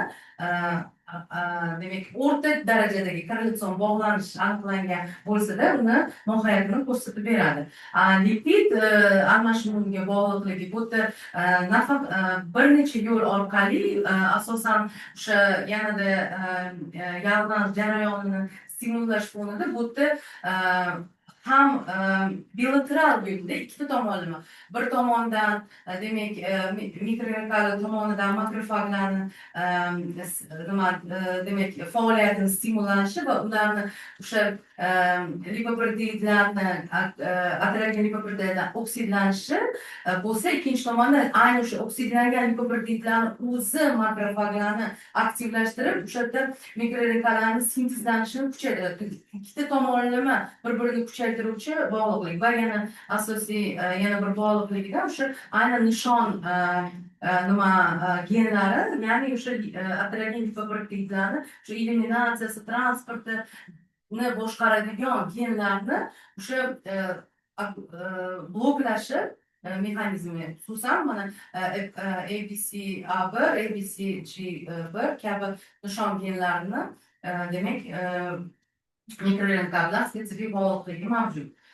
Demak, asosiy guruhdagi bemorlarni o'sha 37% va 23% demak gemodinamik ahamiyatga molik bo'lgan koronar tomirlaridagi stenozni aniqlanganligi o'sha ayni platformani o'ziga xos tomoni hamki, demak u nafaqat mavjud aterosklerozi darajasini yoki prognostik xavf stratifikatsiyasini yoki taktikamligini, balki keyingi tashxislar strategiyasini ham ko'rsatib beradi. Bu bemorlar demak shu Kadrastur A guruhiga kirgani bois dastur uni keyingi selektiv koronar angiografiyaga yo'naltir degan tavsiyani bergan holda, keyin o'sha koronarniy angiografiyada o'sha stenoz darajasi uni anatomik xususiyatidan kelib chiqqan holda o'sha sintez shkalasi asosida uni CKV yoki AKSH qilishi baholanadi va bu guruh bemorlarda ham aynan CKV amalga oshirilganligi va bu ayni shu kohortda o'sha prognostik jihatdan ahamiyatli, ya'ni o'sha nofatal kardiovaskulyar hodisalar, ya'ni revaskularizasiyaning amaliyot qilishi ham shu prognostik omil sifatida ishod hisobiga baholanadi. Va tavsiyalaringiz uchun rahmat. Bizani demak bo'lajak ishlarimizda tavsiyalaringizni inobatga olib ilmiy ishlar olib boramiz.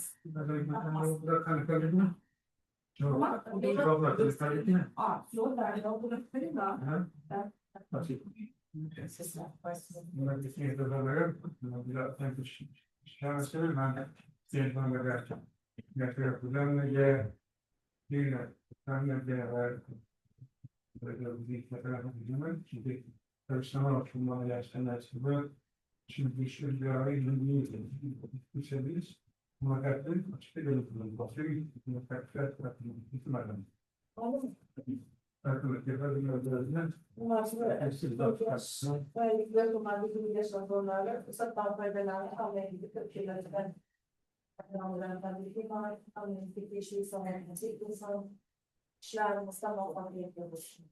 Var teyitler, etkisiz bir yerinde şu bir olsun hazırlanırken, diğer fazla hazırlar işlerine kapatım, yakında tutma yapacağım, ne kadar alıyordu. Genetika blabla şöyle şurada çok sağlıklı bu genetika materyaller var, fabrikler var. Yok kitap yetişkince bu vardı, muayyenli var. Yani bu tartışıldı. Şurada cevabım burada. Hakikaten bu genetika bu matematiği bu fabrikler nedir? Teşhir su bu kritiler halinde gelecekte. Doğru fazla da muammalar bu sayan. Kingi Bozkır'da devletimiz başlanışta bence muhtarlarla bence kıymetli. Belki bir laboratuvarıyla böyle kritiler. Yine bu genetik muammalarda öğrenmiş. Fakat birlemci, ikilemci, üçlemci partilatçılar üzerine atanlarda bu şekilde. Çünkü yönetim şimdi cesaretle bazı bunlara olduğu popülasyonlar ama şu üründe alıp doğru bu önemli bu yeni bir işte. O genetik doğuşluk bakışı bu arada genetik plan alacağım tatlı partlar ameliyat görüşürse bazı normallerin var. Lakin şu yaparmazsa biyot bazlamakta buna ilişkili davranışkili endüstri ekspertizme ve görevli yaklaşık pedagog yaxshi mutaxassis sifatida o'zlarini namoyon qildilar. Mana ko'rib turibmiz savolga juda chiroyli seminarda shunaqa namoyon ularni juda chiroyli edi. Lekin shunga qaramasdan juda yaxshi savollarga javob berdilar. O'zlarini nima desam ekan ishlarini yaxshi biladilar, bevosita ish qiladilar. Shuning uchun man rasmiy ma'lumotlarni mulohazaga qo'shilgan holda bu ishga javob beraman. Я тоже хочу отметить, что в этом проекте, который посвящен атеросклерозу и ишемической болезни сердца, развиваются такие новые прорывные технологии, как исследования генетических маркеров, в том числе малоинформационной рибонуклеиновой кислоты. И я думаю, что это хороший задел, который, в общем-то, послужит примером для всех остальных исследований в области атеросклероза в нашей стране более широко применять вот эти новые технологии в диагностике и риску стратификации рисков в нашей стране. Присоединяюсь к мнению официальных.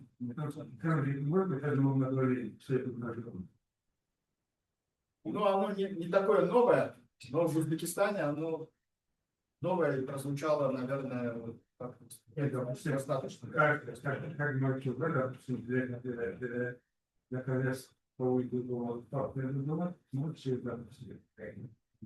Мы сейчас применяем вот, малые интерференционные РНК для лечения наших пациентов. Вот. А теперь малые информационные РНК мы должны, наверное, шире применять в диагностике.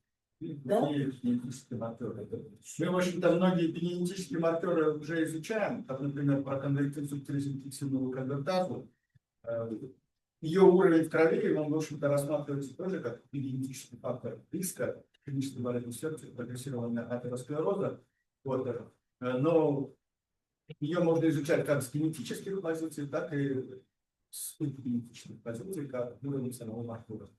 Поэтому это направление очень интересно.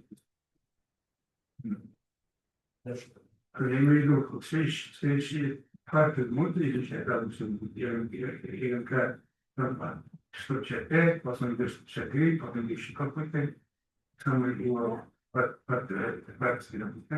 противность. И изучение дальнейшего, да, что нового. Я думаю, это обязательно понадобится, потому что все эти исследования, они носят еще такой выраженный этнический характер в разных популяциях, и мы не можем только на европейские данные полагаться, поэтому, безусловно, будет более широкий спектр маркеров, и в том числе мало информационных РНК. Спасибо большое.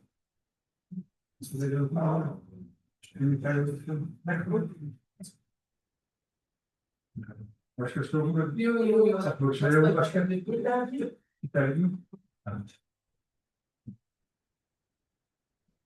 Например, такая отличный человек, когда ты teknik Teknoloji şöyle hikmet ve sefer söyleniyor. Hikmet ve eğitimler.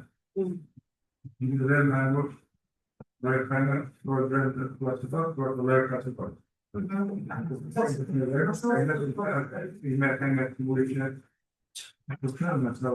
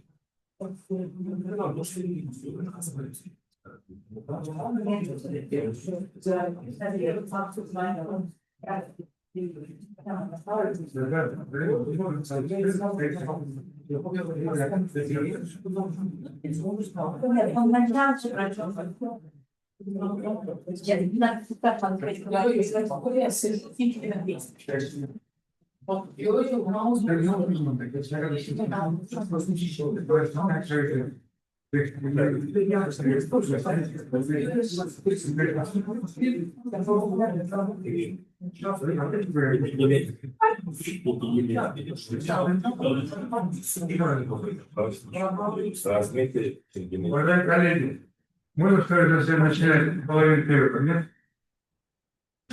Такой секретарь такой, значит.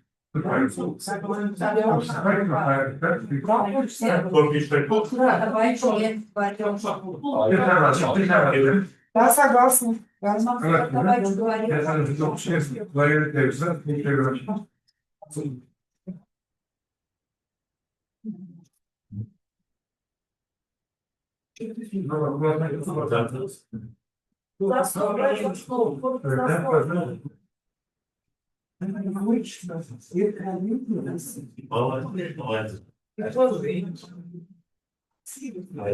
Тебе можно, даже не угодить вам.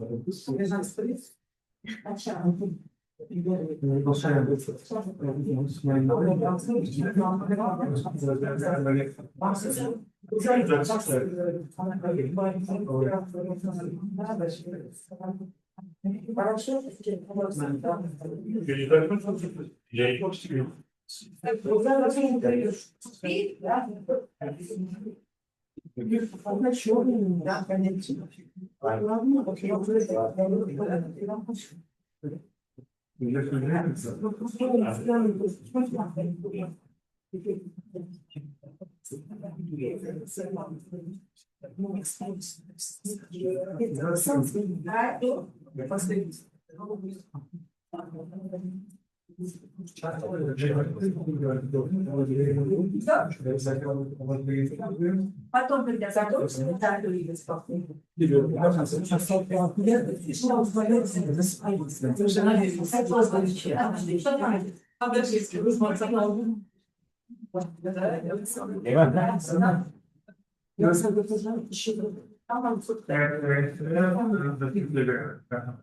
Assalomu alaykum. Hurmatli kengash a'zolari, hamda hammanglarni yildan komissiya a'zolari o'zim nomidan tabriklayman. Demak, hozir shakllarni son komissiya qanaqasini bayonnomasini o'qib berishga ruxsat bersin. 2025 yil 29 dekabr kuni tayinlangan komissiya tarkibi professor Zokirov Nodiriddin rais, tibbiyot fanlari doktori Bekmet va Elzamar Saqayev, tibbiyot fanlari doktori Vahidjon Sirajiddinova Nigora Jamiddinova, komissiya Abdumalikova Feruza Baxtiyor qizining 14.00.06 kardiologik mutaxassisligi bo'yicha fan doktori ilmiy darajasini olishiga qo'yilgan dissertatsiyasi yuzasidan yashirin berilgan ovozlarni sanash uchun saylangan. Kengash tarkibi 12 kishidan iborat tasdiqlangan. Fan doktori ilmiy darajasini beruvchi ilmiy kengash tarkibiga hal qiluvchi ovoz berish huquqi bilan qo'shimcha ravishda kiritilgan a'zolar yo'q. Majlis kengashi a'zolaridan 11 kishi shu jumladan ko'rib chiqayotgan dissertatsiya ixtisosligi bo'yicha 11 nafar fan doktori ishtirok etdi.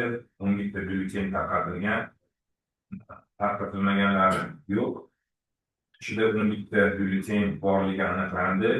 Shikastlanganlari yo'q. Ovoz berish natijalari Abdumalikova Feruza Baxtiyor qiziga 14.00.06 kardiologiya mutaxassisligi bo'yicha falsafa doktori ilmiy darajasini berish bo'yicha quyidagicha ovoz berildi.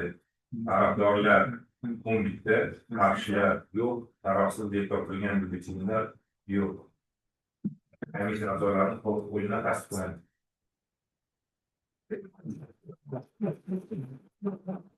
Ovoz bilan tashlashim kerak boshqa. Kim bizlarni evet,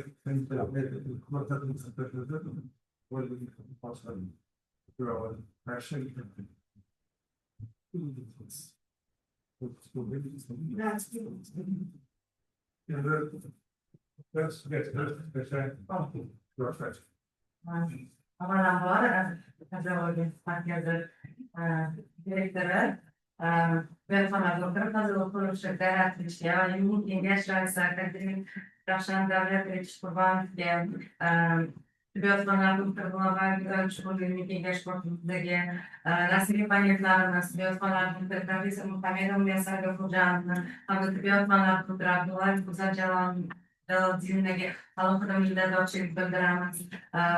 Позвольте также выразить огромную признательность нашему оппоненту, профессору Самарского государственного медицинского университета Золотовской Ирине Александровне, но rasmiy opponentlar Gafar Muragvarni, Aleksandr Borisovичga ikkilar uchun minnatdorchilik bildiramiz va qadrli ustozim, kafedra mudirimiz, tibbiyot fanlari doktori professor Nurillayev Nafiz Muxtarxonga katta hurmat va samimiy minnatdorchilik bildiraman. Hurmatli hamkasblarim, kafedra xodimlariga barcha yordam va ko'mak uchun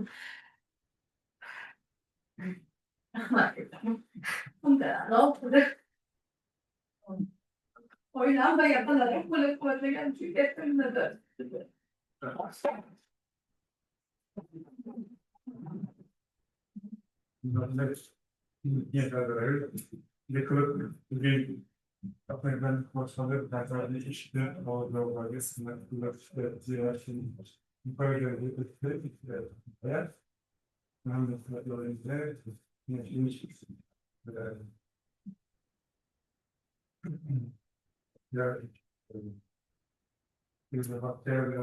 işi boyunca Üretim keserlerine el ölçüde bir genetik markaların boyunca görüntüler çıkardık. Şimdiden markalarından da farklı yerden haberlerini sıklaştık var. Hürmetli işletmeler buraya yaptık oluyor ya.